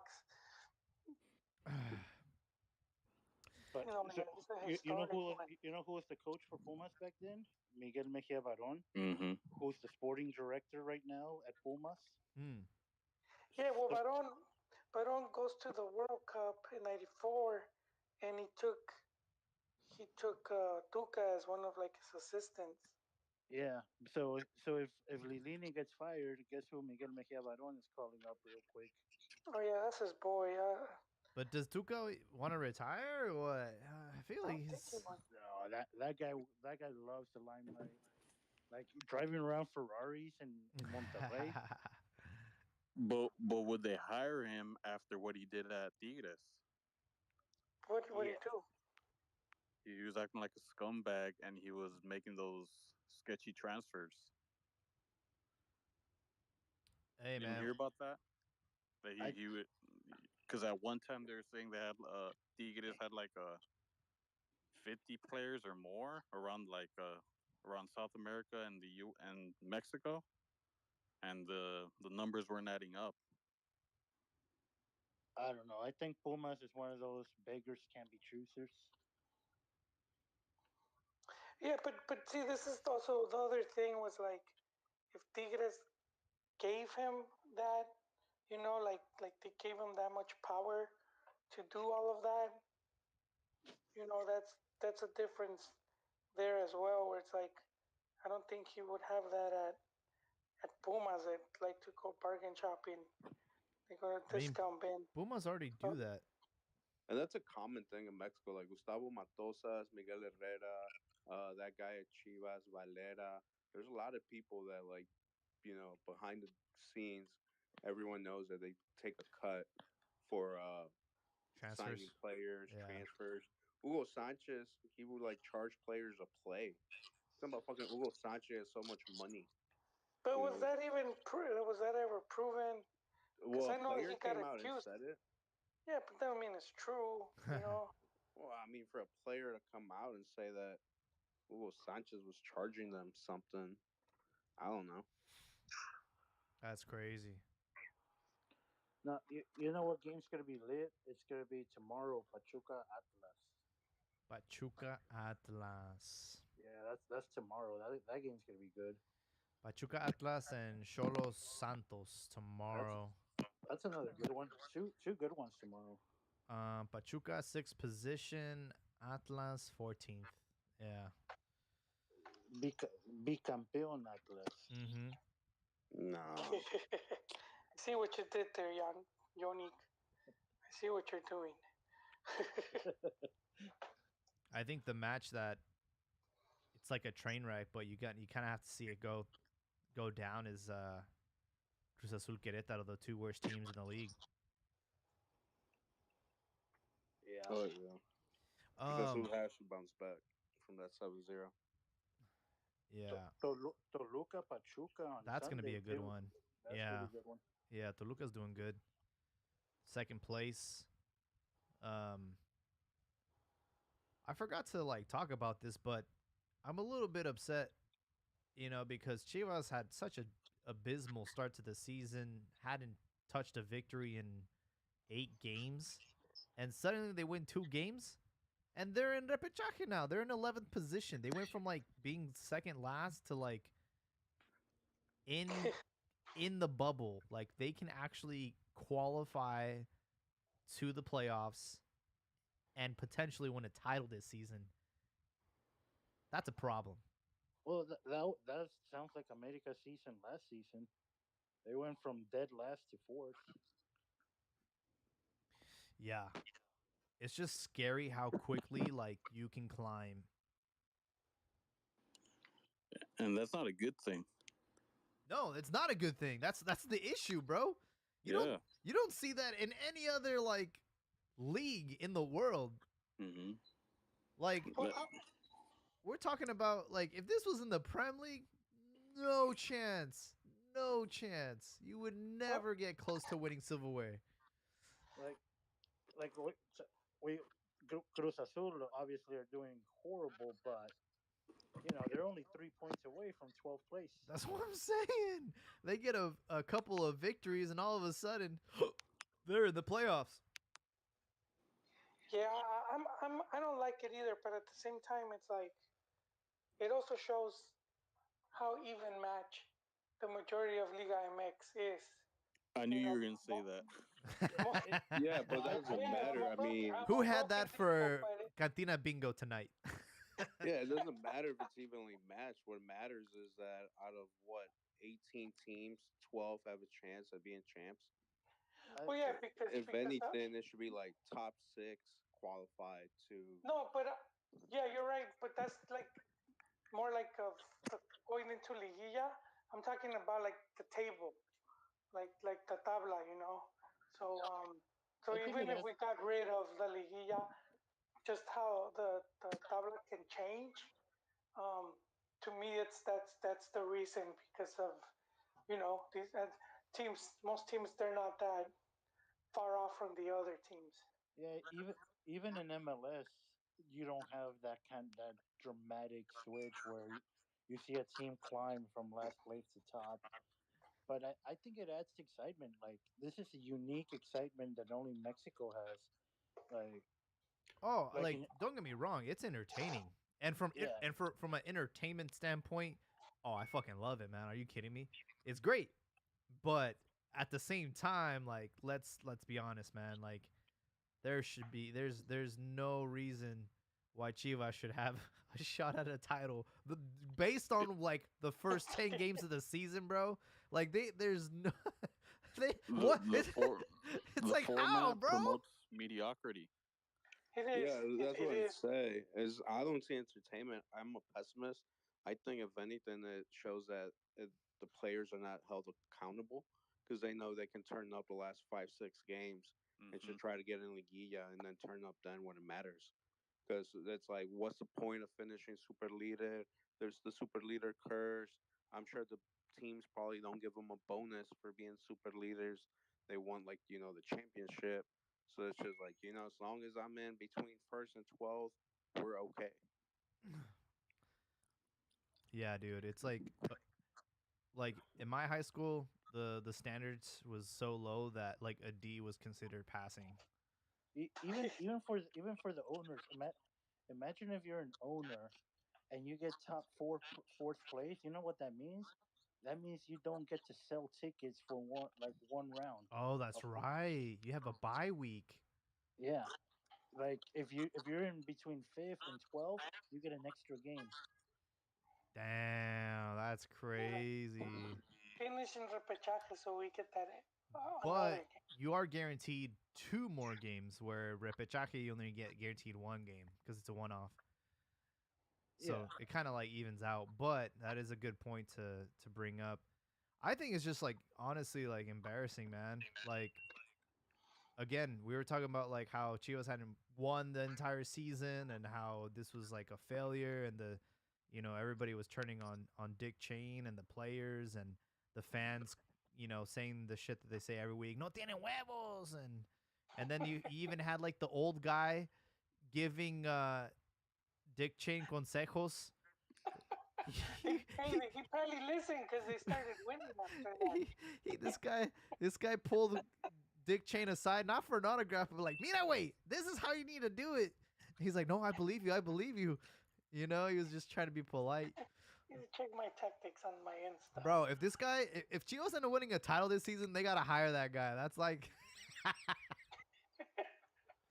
it's like that. Do you guys not think that the doble jornadas they've exposed the way Liga MX operates the teams? I mean, they operate like their strength and conditioning is operating. Like it's Well, at a really low level. I think it's two things, right? It's obviously the lack of, again, professionalism and training, like just not taking it serious. And I also think it's just like showing that the lack of depth in a roster. Some teams are barely able to muster like a decent starting 11. But once you start doing double games, that sort of changes things. And you would hope from that, you would hope that the benefit from having a double jornada is more and more young players get opportunities to play, from the cantera. But that hasn't been the case. Like, have there been debuts? I haven't really seen too many like new names popping up. Yeah, and these like you and these guys, these teams, they're used to playing just one time a week. Yeah. And I seen on Twitter, like this reporter was comparing it to the Brazilian league, and he was mentioning that oh, in a certain week they could be playing a league game, a cup game, and they have like another turn and a Libertadores game in the same week, Oh wow. and you're never gonna see that in Mexico. I think we did see it. I think America played at one point. Like yeah, it was a I don't know. liguilla. It was they had like 4 games in one week because they Yeah, had the ida y vuelta of liguilla and Libertadores. Oh Really? yeah, back then it was around, but I'm saying now, like you Yeah. never. The Yeah, closest because the closest thing we see is Copa Mekis, but that's not even a thing anymore. they got rid of it. I miss Copa MX. Me Same, too. same. Yeah, they got rid of it to whore out to the MLS and their tournaments. That's where Yep. you would see the youngsters at Copa MX. Yeah, Didn't man. Macias debut on a Copa MX game? I remember seeing that, and he scored. Macias debuted a long time ago, man. Yeah, but I remember seeing his debut. He scored on the Copa MX team, I believe, I don't like on know. a Ascenso team. I'm gonna have to find it.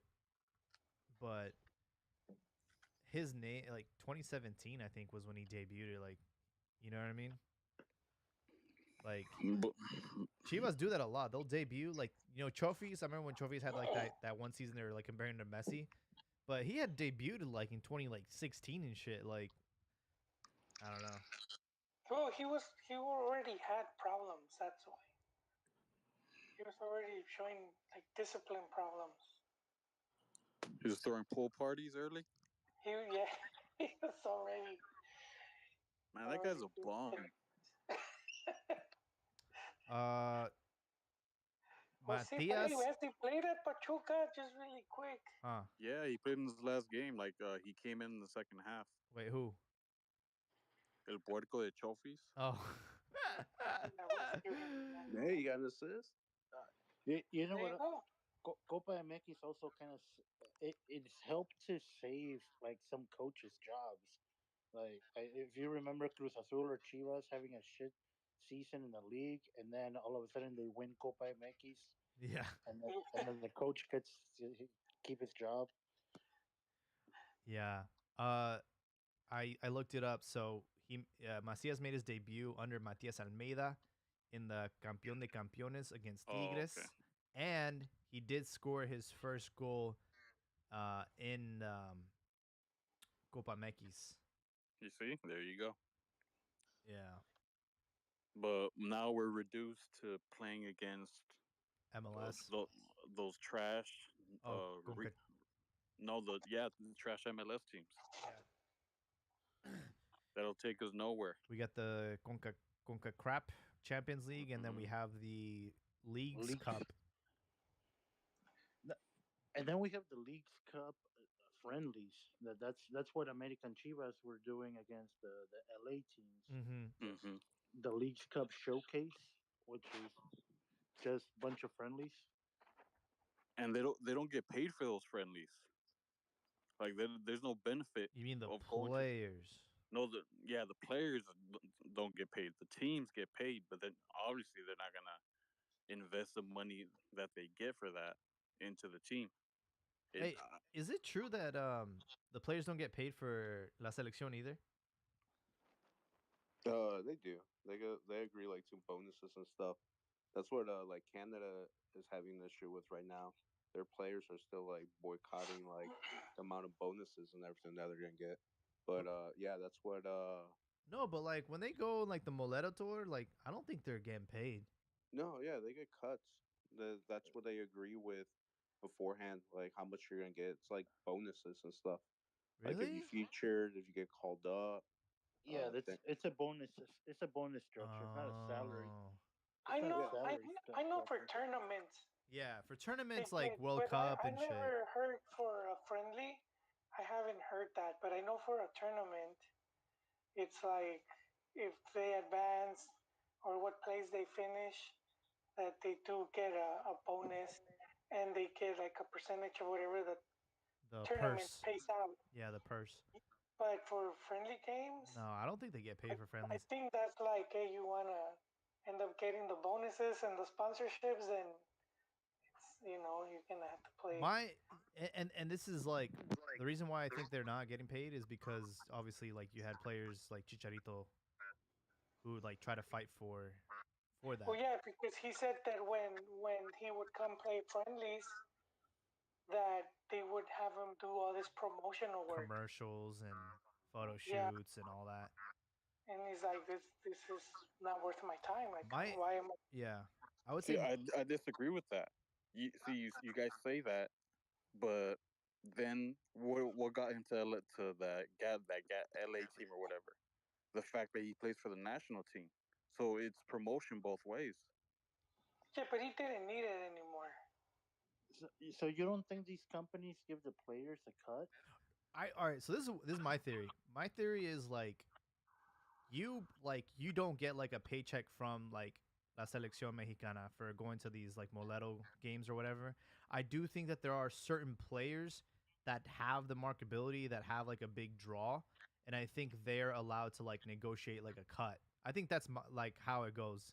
Like Yeah, like Ochoa with the Allstate commercials. I think yeah, he got a cut like from Allstate. yeah, I think like individually, like these players kind of like make like deals on the side, or they are approached for certain things, and that's where they get paid.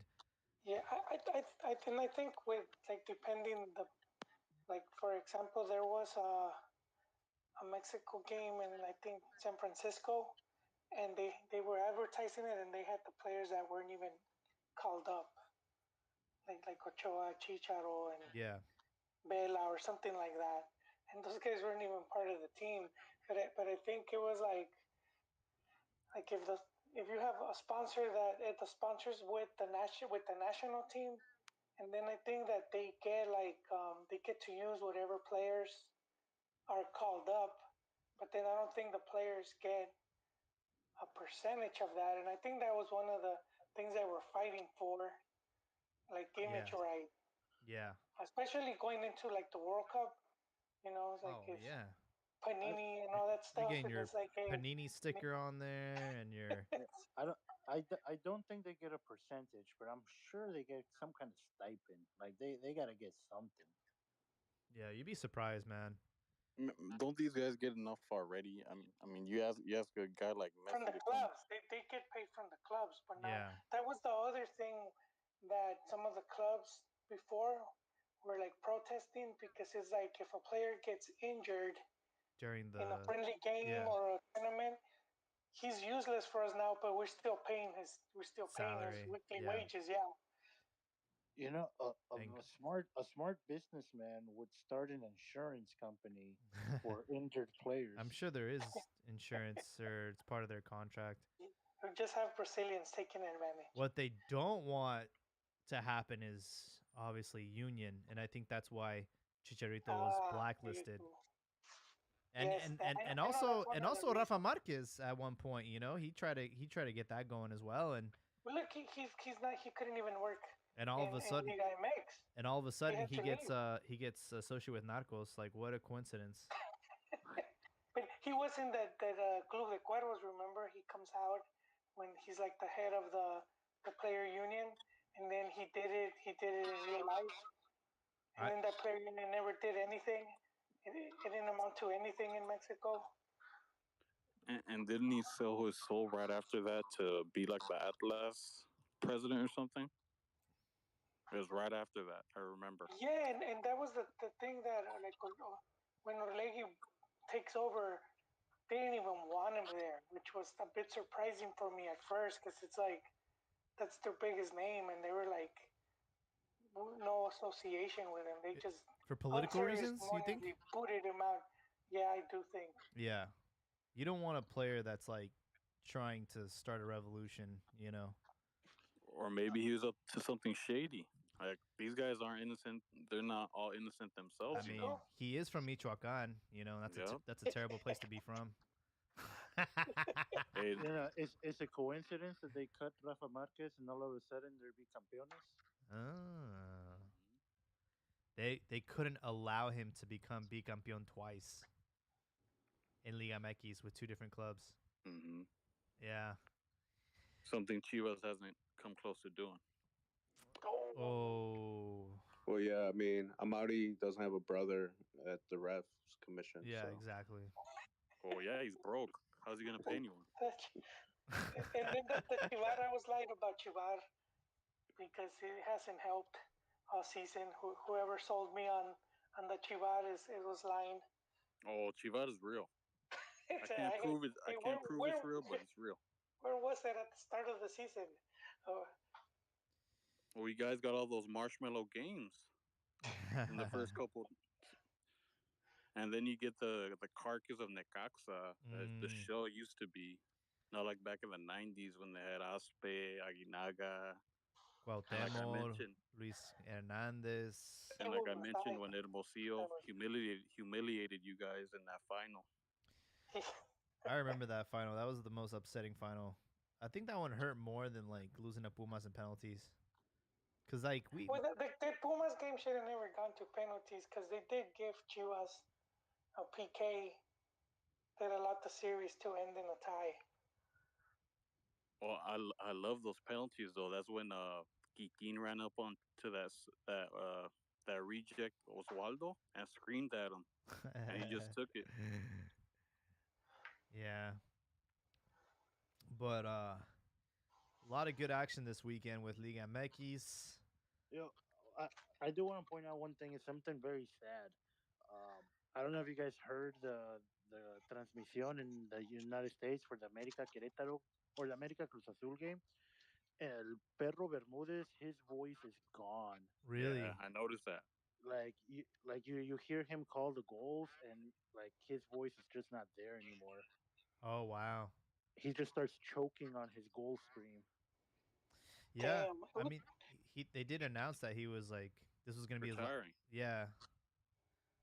Yeah, when they announced it, I was like, "Oh, come on! The next World Cup is in Mexico. Give El Perro Bermudez Yeah. the chance to retire in with a World Cup in Mexico." But after listening to his calls on the America game, I was like, "Oh, okay, now Do I you, see Yeah. you why." think do you think this was something that's was kind of going with him? Because I remember that he would do only Yeah, they'd only put on for like half Oh, I transmission. noticed that. I thought it was just me that noticed that because they did do that. He but they also did he. that with like Pablo Ramirez and everybody, so it wasn't Yeah. No, just him. but no comparison there. Come on, No, man. so only No insultes. No a, insultes, Jaime. a few years ago, Univision was doing this thing where they had like three broadcasters, so they would do 30 minutes each. I don't know. Just I think it was a way to get more star broadcasters more airtime. Yeah. Well, Um, well No, but but Bermudez at Televisa, not at Univision. I was Like at Televisa, and just how legendary he's been, yeah. and just him to have games. I was I was under the impression that they were doing 45 in USA and then 45 in Mexico. Like they were oh, doing they were putting them on both broadcasts. I thought that's what was going on. I don't know if he's doing 45 in Mexico, but no, because he would do like 45 as the play-by-play and then 45 as an analyst, like in that backup voice. Oh, yeah, yeah, yeah. Like the caller Yeah, commentator. yeah. So, but when he was screaming the goals, like you can just tell his voice is just gone. Yeah. Yeah, he like talks now. He doesn't narrate the games with that same passion. Well, I mean, I feel like Univision and Televisa kind of lost their grip on. I mean, they don't have the World Cup rights anymore. It's all going to be on Telemundo, NBC, whatnot, Peacock, and I know that through the end is like getting rid of a lot of people. But they still have the rights in Mexico, so Pedro Hermoso is still going to be on for Mexico. Yeah, but I don't think they have all the games. I don't know. I really don't know how it works in Mexico. I know like Azteca has some, and I know like Televisa has some. It's like all over the place. But is that a good thing for over here in Telemundo? They don't have any good any good Dude, they just announced like squad, bro. who? They got like hella heads going for the World Cup. I know somebody from Uruguay. I think it's Forlan. I think he's joining. They had like a whole list of people that they're like bringing in for the World Cup. I'm like, damn, this is actually like legit. Yeah, They have Cantor, right? they have Cantor, and now they even have Cantor's kid, his son. Nah, really? Yes, so I remember watching one of the Mexico away games in qualifiers, and they had Andres Cantor on the play-by-play, Manuel Sol as the analyst, and Cantor's kid as the field reporter. Oh wow. Oh, este Fernando Hierro, he's joining. Um, yeah, they have a lot of people that they announced for the World Cup. But Okay. I will say, I've been getting really tired of like Cantor, Manuel Sol, and Morcillo, bro. And Morcillo like sounds and looks drunk every time he talks. Like I know that's just how he is. Like that's how he talks. But dude, this guy looks like he's like one of my drunk uncles, like asking for another beer. now, now I have to watch. And Manuel so like criticizes every Manuel, finish. Like, why did he yeah, do this? Why did he do that?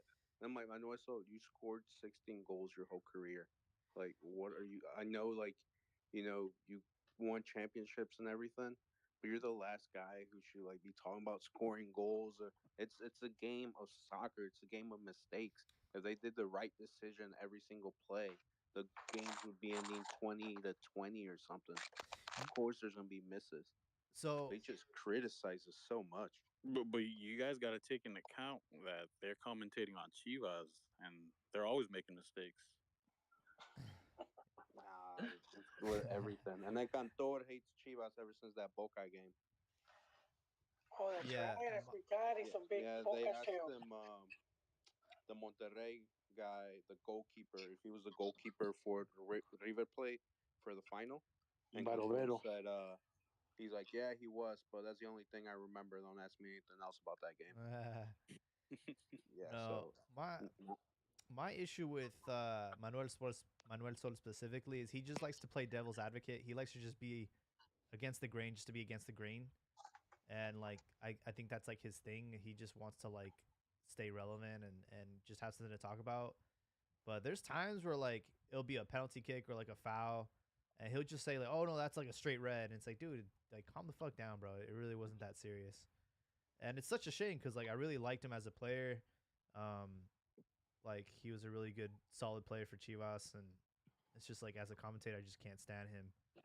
Um, Another thing I can't stand, and this is like getting really annoying, is these paywalls. Like you have VIX Plus, which was originally introduced as just like an alternative like platform just to like catch games for free. They led with that, and like during the Euros, like you could watch those games for free. But now it's like paywalled, and you can't really catch every single game on cable anymore. You have to subscribe to it, and it's really just a shame.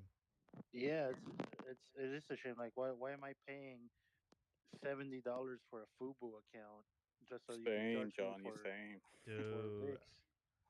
yeah, man. I have Fubo TV, and they raised the price. I'm paying like $70 now, and when I first signed up, it was they had everything, and now it's like I have to pay for ESPN Plus, and I have to pay for the stupid VIX. It's just like why, bro? And you have Peacock as well, trying to do that too. Uh, games. what happened? Uh, there, there's this guy on Instagram who streams the games, like high quality. He goes live. He has like 600 followers. Like he's legit. Oh wow. Uh, he uh, he offers a service is like for $17 a month. You just download it to your smart TV, and you get everything like Premier League, Liga MX, La Liga, Serie A. Yeah, that's all you need. So I mean, like, I can send you guys a DM if you're interested. I just got the service today. Wait, what is it called? On Instagram, his name is give me a sec.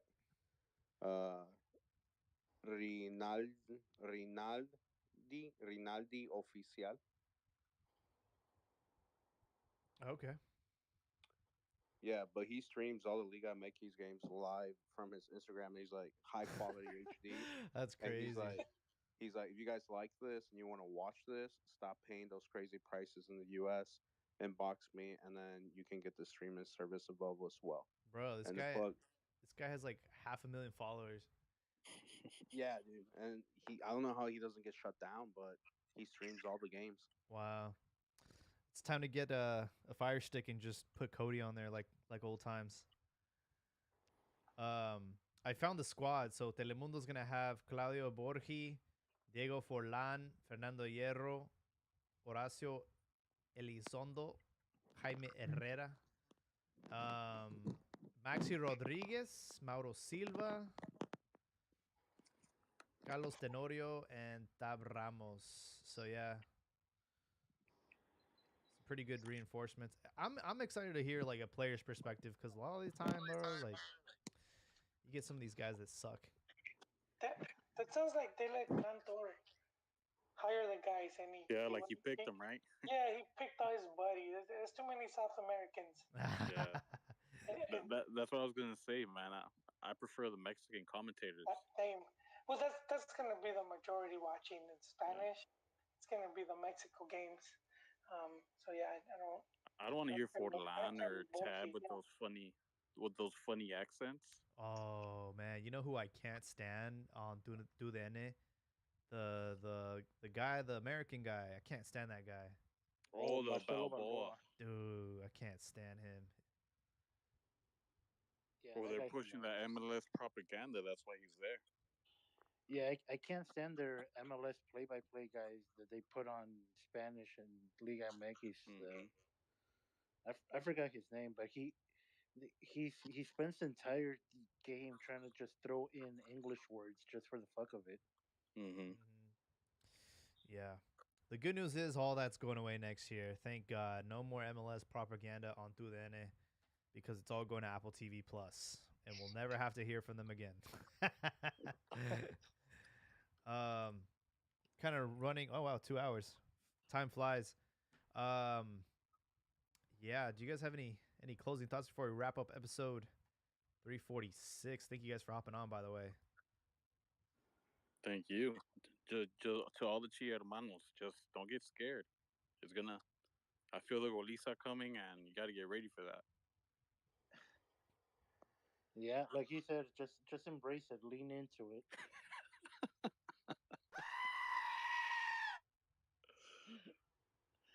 it shall be good. Oh, I was wondering why Joel was being quiet. He hopped off. Now he's on again. My my What thing happened, bro? froze and knocked me out. I don't know. It just froze and then Oh, well, Joel, what are your closing thoughts for episode 346? man, just with league, I got more exciting for me for obvious reasons. But and I want to thank the people that came in to talk. All of you guys, thanks for hopping on. And One quick question. So Monterrey loses to Chivas, and we lose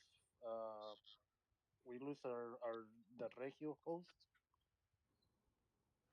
the Regio host.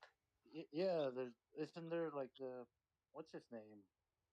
Fernando or Oh Fernandar? yeah, he's he comes on sporadically. Yeah. Yeah, but he's been hiding ever since that defeat turned turned out. Yeah, he's been hiding. Yeah. I'll remind him about. I'll remind him that he's hiding.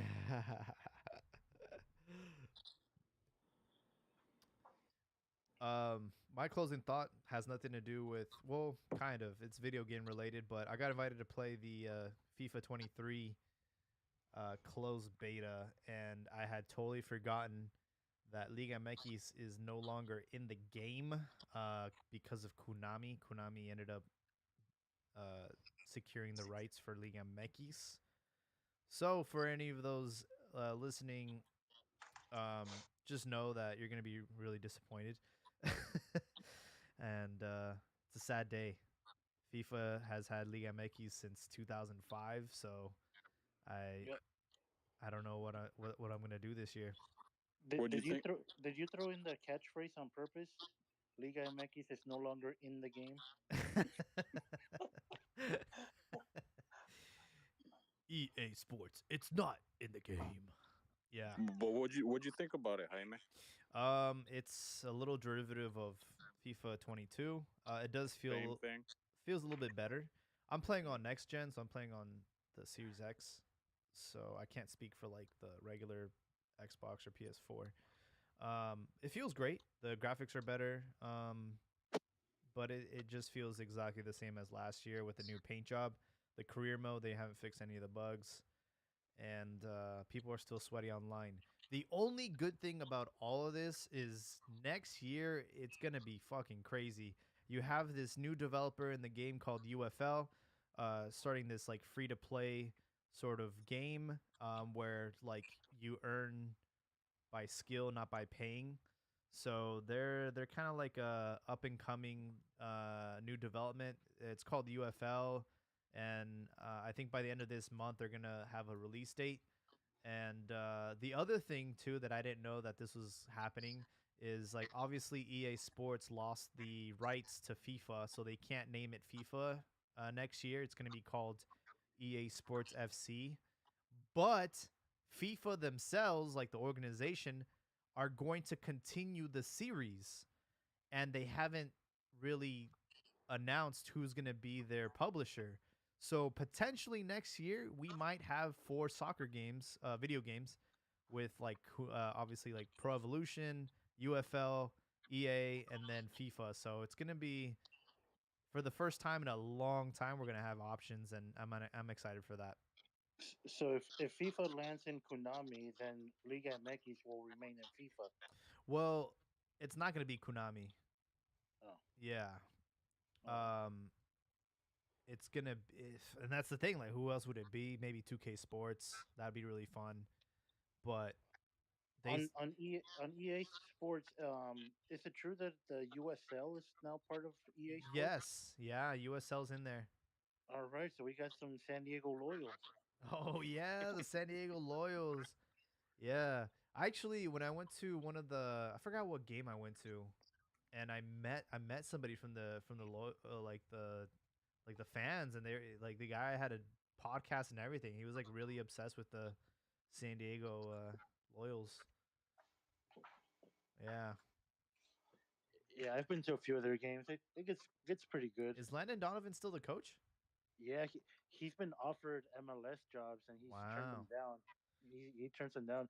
Like all he cares about is living in San Diego. Yeah, I don't blame him. And eventually that would be a great market because San Diego doesn't have a team anymore. I mean, they have the Padres, but as far as like, MLS is never the stadium situation here means that MLS is never coming here. oh, is it? Yeah. Did they tear down the what was that So stadium? so yeah, the old Qualcomm Stadium, they tore it down and San Diego State University built Oh, a stadium, and it's their dreams to have MLS come and play in that stadium, but there's no group of ownership that's going to mm, throw $200 million just to not own the stadium. yeah. No, that makes Like sense. like the ownership group that was going to bring MLS to San Diego, that they wanted to buy up that plot of land, build Oh, a stadium, build a whole bunch of other development. So they were going to make their profits in land development around the stadium. uh, You take that away, and it you doesn't lose. incentivize Yeah. anybody to put in $200 million for a franchise. So Mhm. the team plays at that stadium. No, the San Diego Loyal play at the University of San Diego, a private Oh, university. I see. Okay. Yeah, I mean, out here, I've Yeah, had the opportunity to cover the Oakland Roots, the Bay Cities, and Sacramento Republic, which they were going to the MLS. They had their spot, but then the pandemic happened and they had to drop out. yeah. The owner of Sacramento Republic that was going to take him to MLS, he backed out, and now Hmm. he's the owner of San Diego Loyal. Oh, interesting. Yeah. Okay, well that's cool. That's enough MLS USL talk for tonight. I was about to say. Yeah. But thank you guys for hopping on today. It's been really entertaining. Our listeners that are going to listen to this pre-record or recorded after the show, I do encourage you guys to try and catch us on a Tuesday, Wednesday. We try to kind of keep it steady, like at 9 p.m. either on a Tuesday or Wednesday. I want to catch you guys live. I want to listen to the listeners and see what they have to talk about. But I appreciate you all, and we'll catch you guys in the next one.